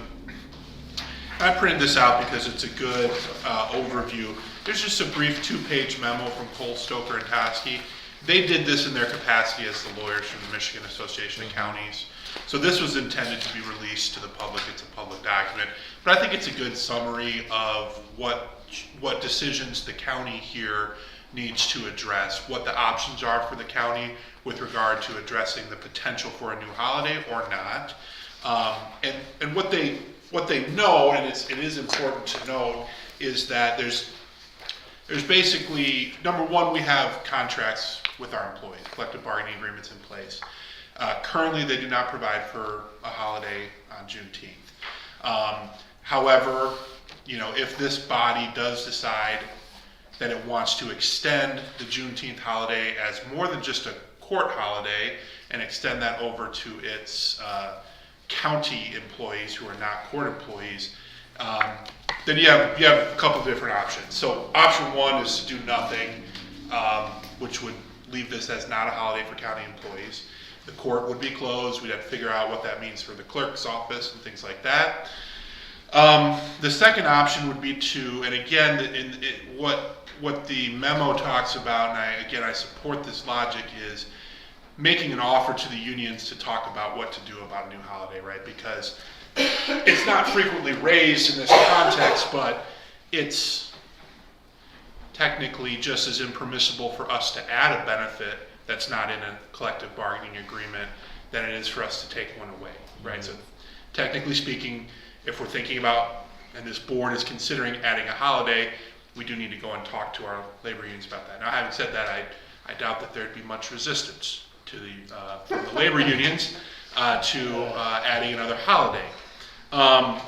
So one option is to offer what I would call a one-shot deal, non-precedent setting agreement, go to the unions and say, we're willing to do Juneteenth as a holiday this year on the condition that it's just one-shot deal. We're still got to figure out what we're doing for next year. This was sprung on us on short notice by the Supreme Court, quite frankly, in my opinion, and this is how we're going to deal with it. So that's an option.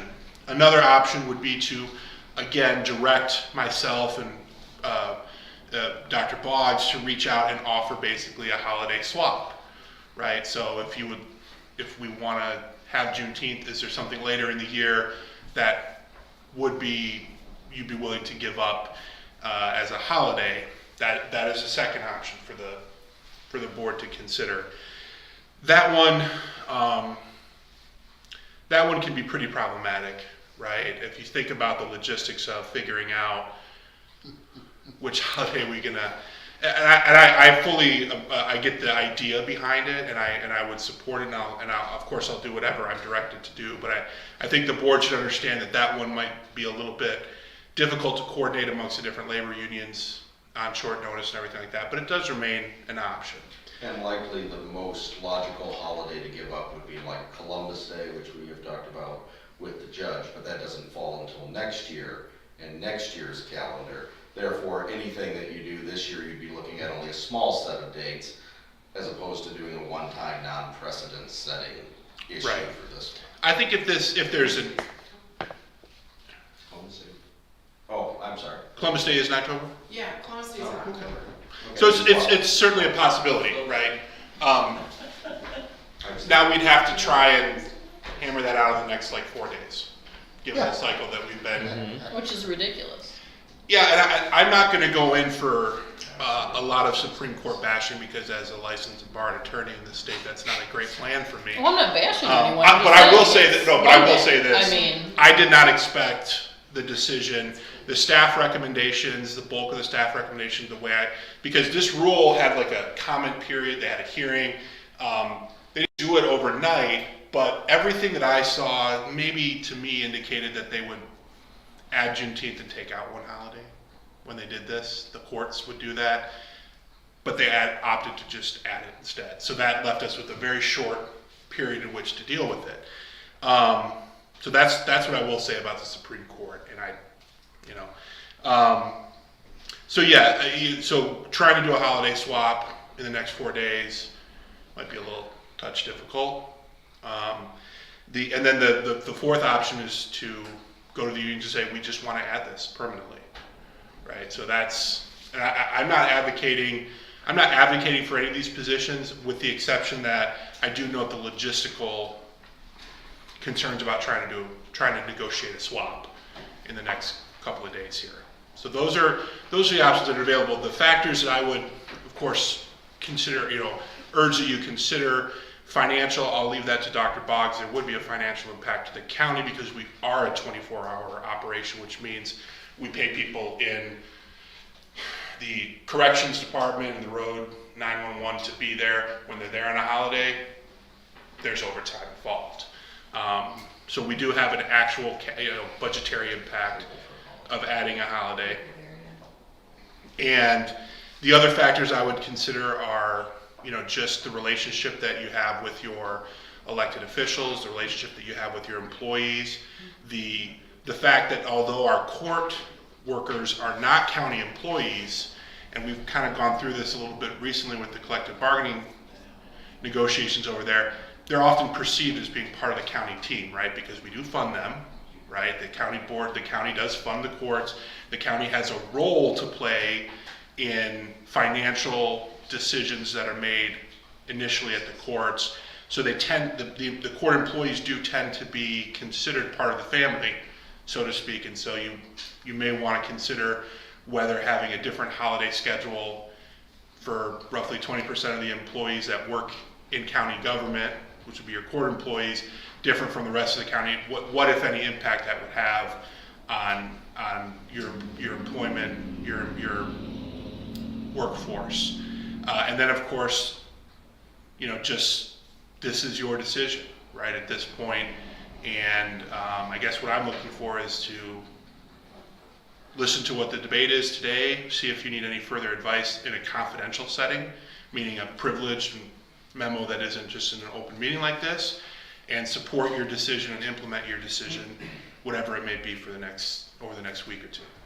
Eric, you left out a big group of people, and that's the people that elect us and the people that we represent. I should be at Scioto Township tonight, and I'm not. But that is a board of hardworking people, and if I go and tell them, hey, we're paying 16 paid holidays. I mean, for God's sake, 16? We're at 15 now. That's going to be a tough sell. I don't know anybody that gets 16 paid holidays. That's over 3 weeks now of just paid holidays. I can't think of anybody in my constituency that's going to be thrilled about that. And then to say we're going to spend money for it? People they can't afford their groceries, their gas, and we're going to have 16 paid holidays? I don't feel that's right. We don't have a choice about the courts having. Who says? That's correct. Dr. Boggs, you gave us copies of things from, that's Eric's opinion. If What- all what- lawyers agreed, we wouldn't need the courts at all. What was the question? What was my opinion? I'm sorry. That we have to pay for this? For the courts. The courts You've have already, to have the day off. the courts, we at the county level cannot reach down and contravene the state Supreme Court's decision. I'm not saying they shouldn't have the day off. Okay, I'm not, but that money has already been appropriated. And since it's kind of been the determination that there's no additional fiscal impact from the courts having a day off, the money has already been appropriated. It's already there. The court would be operating within its budget whether they work that day or not. It doesn't, so. See, I disagree with that, because the information we were given last month is that we used 1.8 million of ARPA funds to pay the court salary, so how did they, so they needed 1.8 million, but now they have enough to pay for another holiday? Let me ask this question. Did the legislature make Juneteenth a legal holiday? A federal holiday. Well, it is a federally recognized holiday, and state offices on the executive and now the judicial side of things will be closed and the holiday will be observed. I do not know what the legislature has done for their own employees. I mean, but they didn't, the state of Michigan, the legislature didn't pass a law that said this day is now like July 4th or Labor Day or Memorial Day. It's a bit of an interesting situation because this holiday has been recognized by the state of Michigan as a day of observance without it being a paid day off of work for many years now. I can't remember the exact number of years. So it has been widely recognized as a day that should be marked, remembered, observed, and honored, but without a corresponding holiday from work. So what happened this year and last year was the executive branch, which has by far probably the most employees in state level government, that they use the civil service process and the governors and the departmental oversight process there, and it is a holiday for, so if you try to go to the Secretary of State on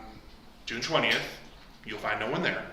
But the legislature, I don't know, necessarily agreed with that decision, but I think their ability to change it was limited because of how state government is structured. And then with regard to the courts, there's really not much, the court made that decision and it's within their purview to make that because we have a very unique system of funding and oversight of our courts that makes these situations come up every once in a while. And there is, as I've told some of my other clients, there's not going to be a solution here that makes people feel good because we feel put upon. As Commissioner Garber outlined, there are very real fiscal and, financial responsibility issues here. But the issue does have to be decided, whether it's to move forward and extend it across the county or to stay in place and see what happens. So, sorry. You go ahead. Yes, sir. If I understand this, the judge is following what the Supreme Court required, and we have no choice. It's one of these things we keep running into where we have overlapping jurisdictions in government, the county level, the state level. Our court employees aren't going to be here. There's no choice. We don't have that's what we've been told today. Our court employees will not be here, and they're still going to be paid out of the county budget. That will not be increased. There will be one day of less work from them, which I find unfortunate. I can talk badly about the Supreme Court. You can't. It seems our choice here is simply the whole union negotiating within a few days something new with you is just a crazy concept. We're not going to do that. So our decision here is not whether or not we can do anything about the Supreme Court. It is what it is. Our court employees are not going to be here. Do we close the county? It's a week from now. I say no. It's like extortion. It'll seem unfair and people will grumble and so on, but our main responsibility is to keep the county running.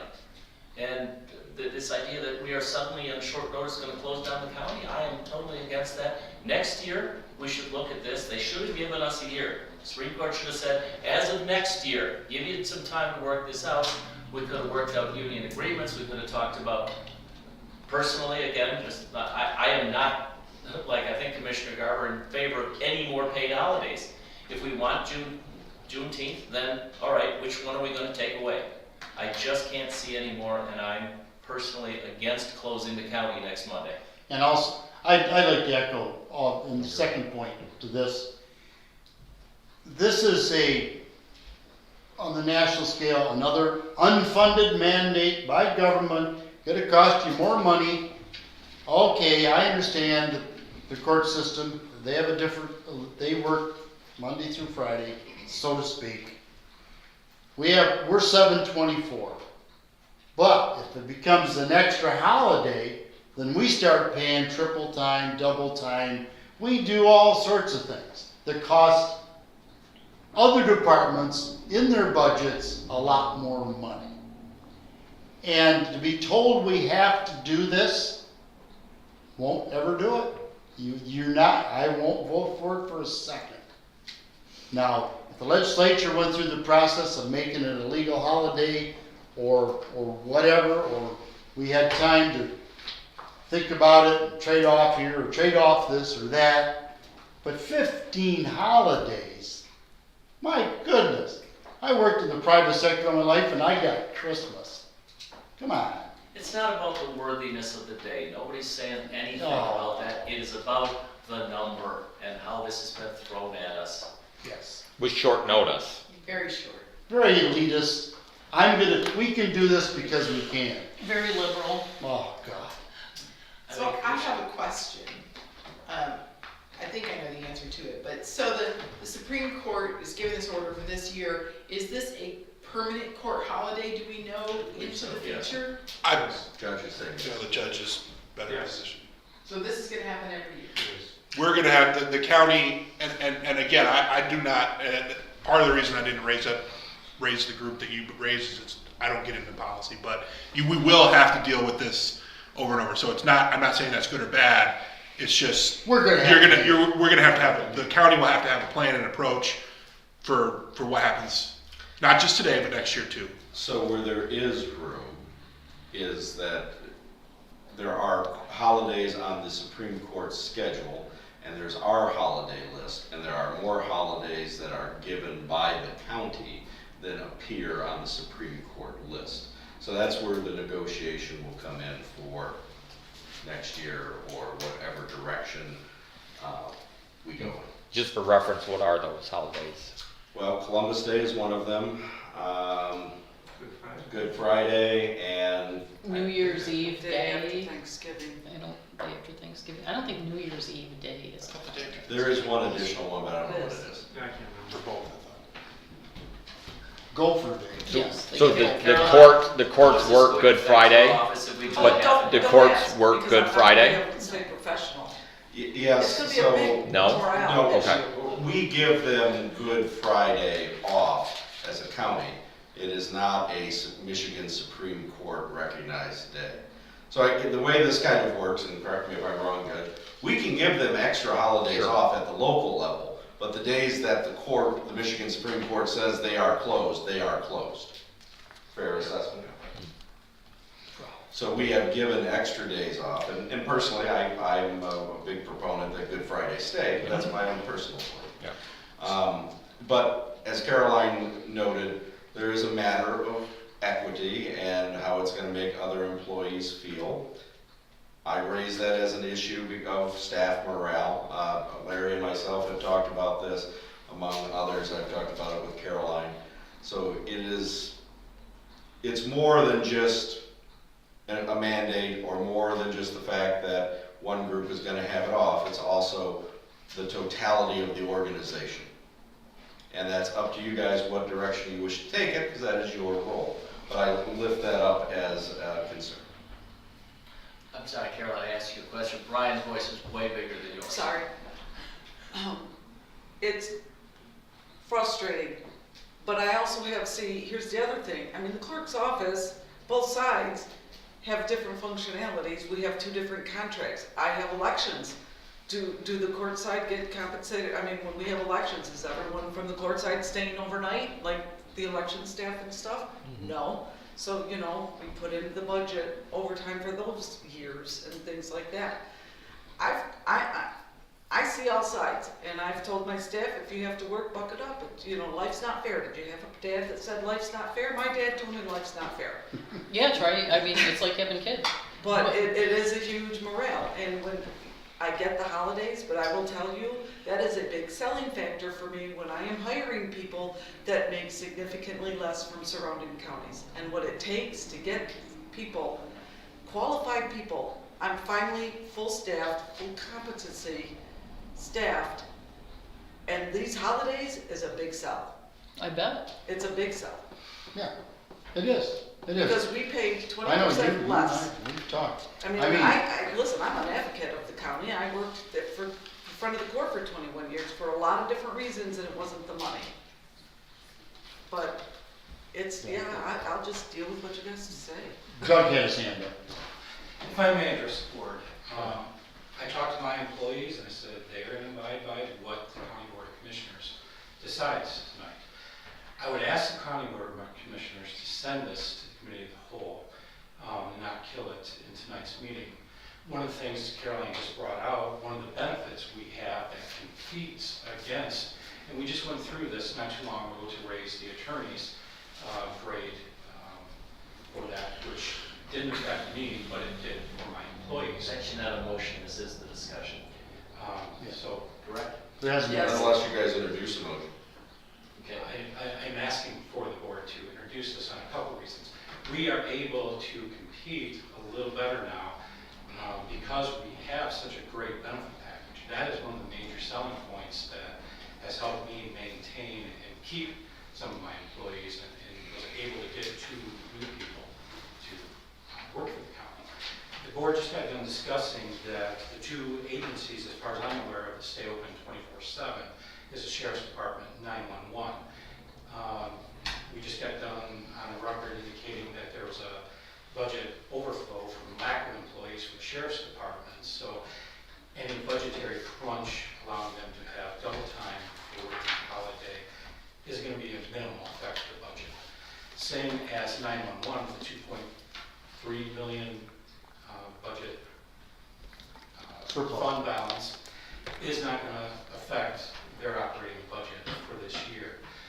The Public Defender's Office is roughly 90% funded by the county, 91% by the state. My budget, whether we are closed or open, is not affected as many other departments. So I'm speaking to my employees. I said, you control. We are county employees and you control. And I understand, I sometimes don't like being told what to do by the courts. Quite often, I wrestle and I think should be partisan, but yeah, many times, Mr. Corwin has left his courtroom very upset and disappointed. I'd ask the county to consider these other factors in this, and I understand. I don't like to be told what to do, but in consideration of benefits, we're at a 9+% cost of living increase. We had, 2% last year. If we're lucky on this next budget, we'll get 3%.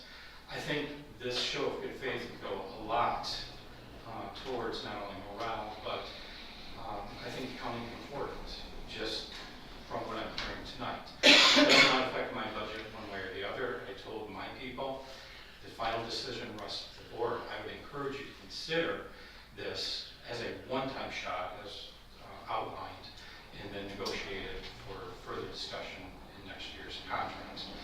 I'm a non-rep employee, so are my people. I think so are the prosecutor's office. People said, well, you're a department head. You can order us to have the day off. I want to keep my job. I enjoy working for the county. So the decision rests with you. I would encourage the county to consider it. It's one thing we can offer that other counties cannot, and I would like to keep my employees. It's very hard to recruit new employees, and there is minimal impact, I think, on this year's budget. And my budget for next year has already been sent to the state for their approval, and we did not anticipate this. But where the county decides, I encourage maybe more discussion and thinking about this, because it is short notice.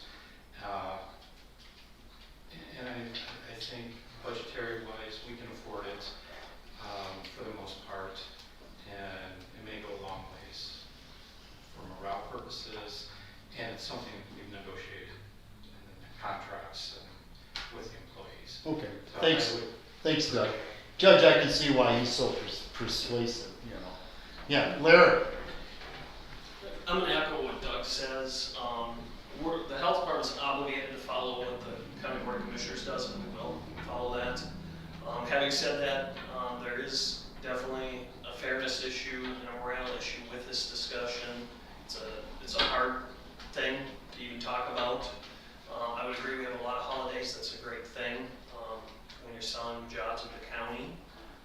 But this issue is not going to go away. And so whether or not it's bargained in future labor agreements, where you can delete a day and then maybe add a day, that's for a later time. But the issue we have is less than a week away. And so the health department will follow what this board decides. But I would just like you to take that into consideration and perhaps maybe follow Doug's recommendation for discussion on Wednesday when the full board is here. But there is definitely a morale issue with this. So everybody always knows what every other department has. Yeah. Thanks, Larry. Yes. Go ahead. There's also a morale issue with our constituents and people who are, this is way too short of notice for our services to be shut down. I mean, we expect Memorial Day, Columbus Day, whatever, we know that.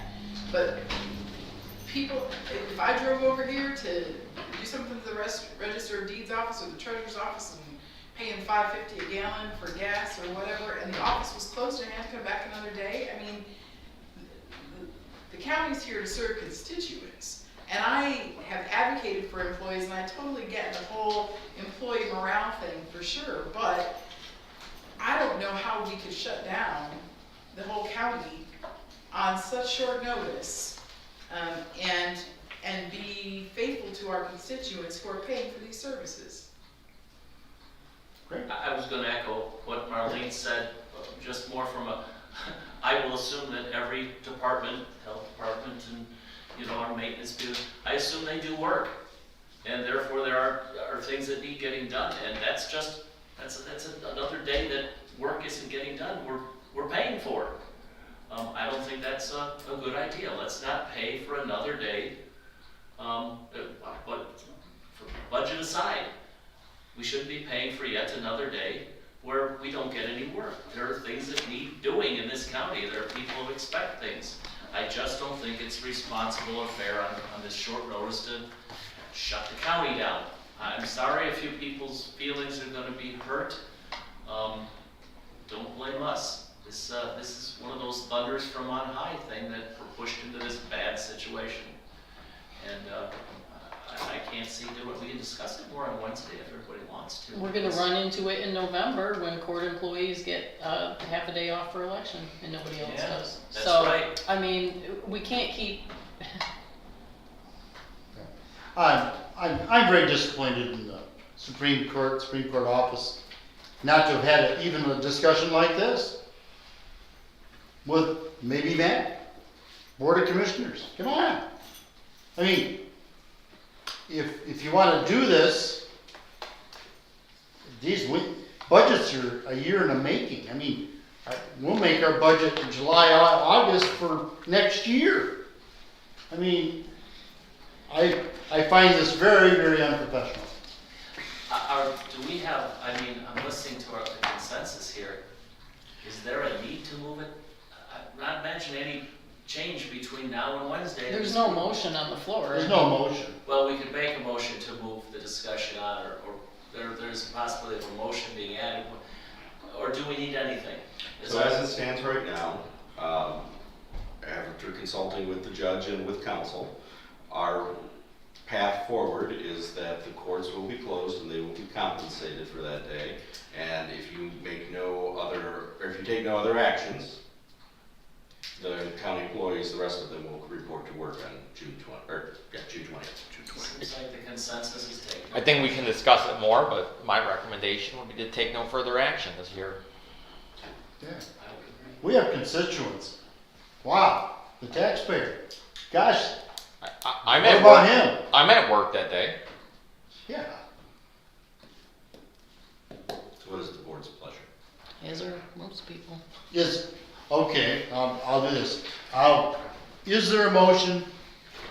I would entertain a motion that we move this for discussion to Wednesday.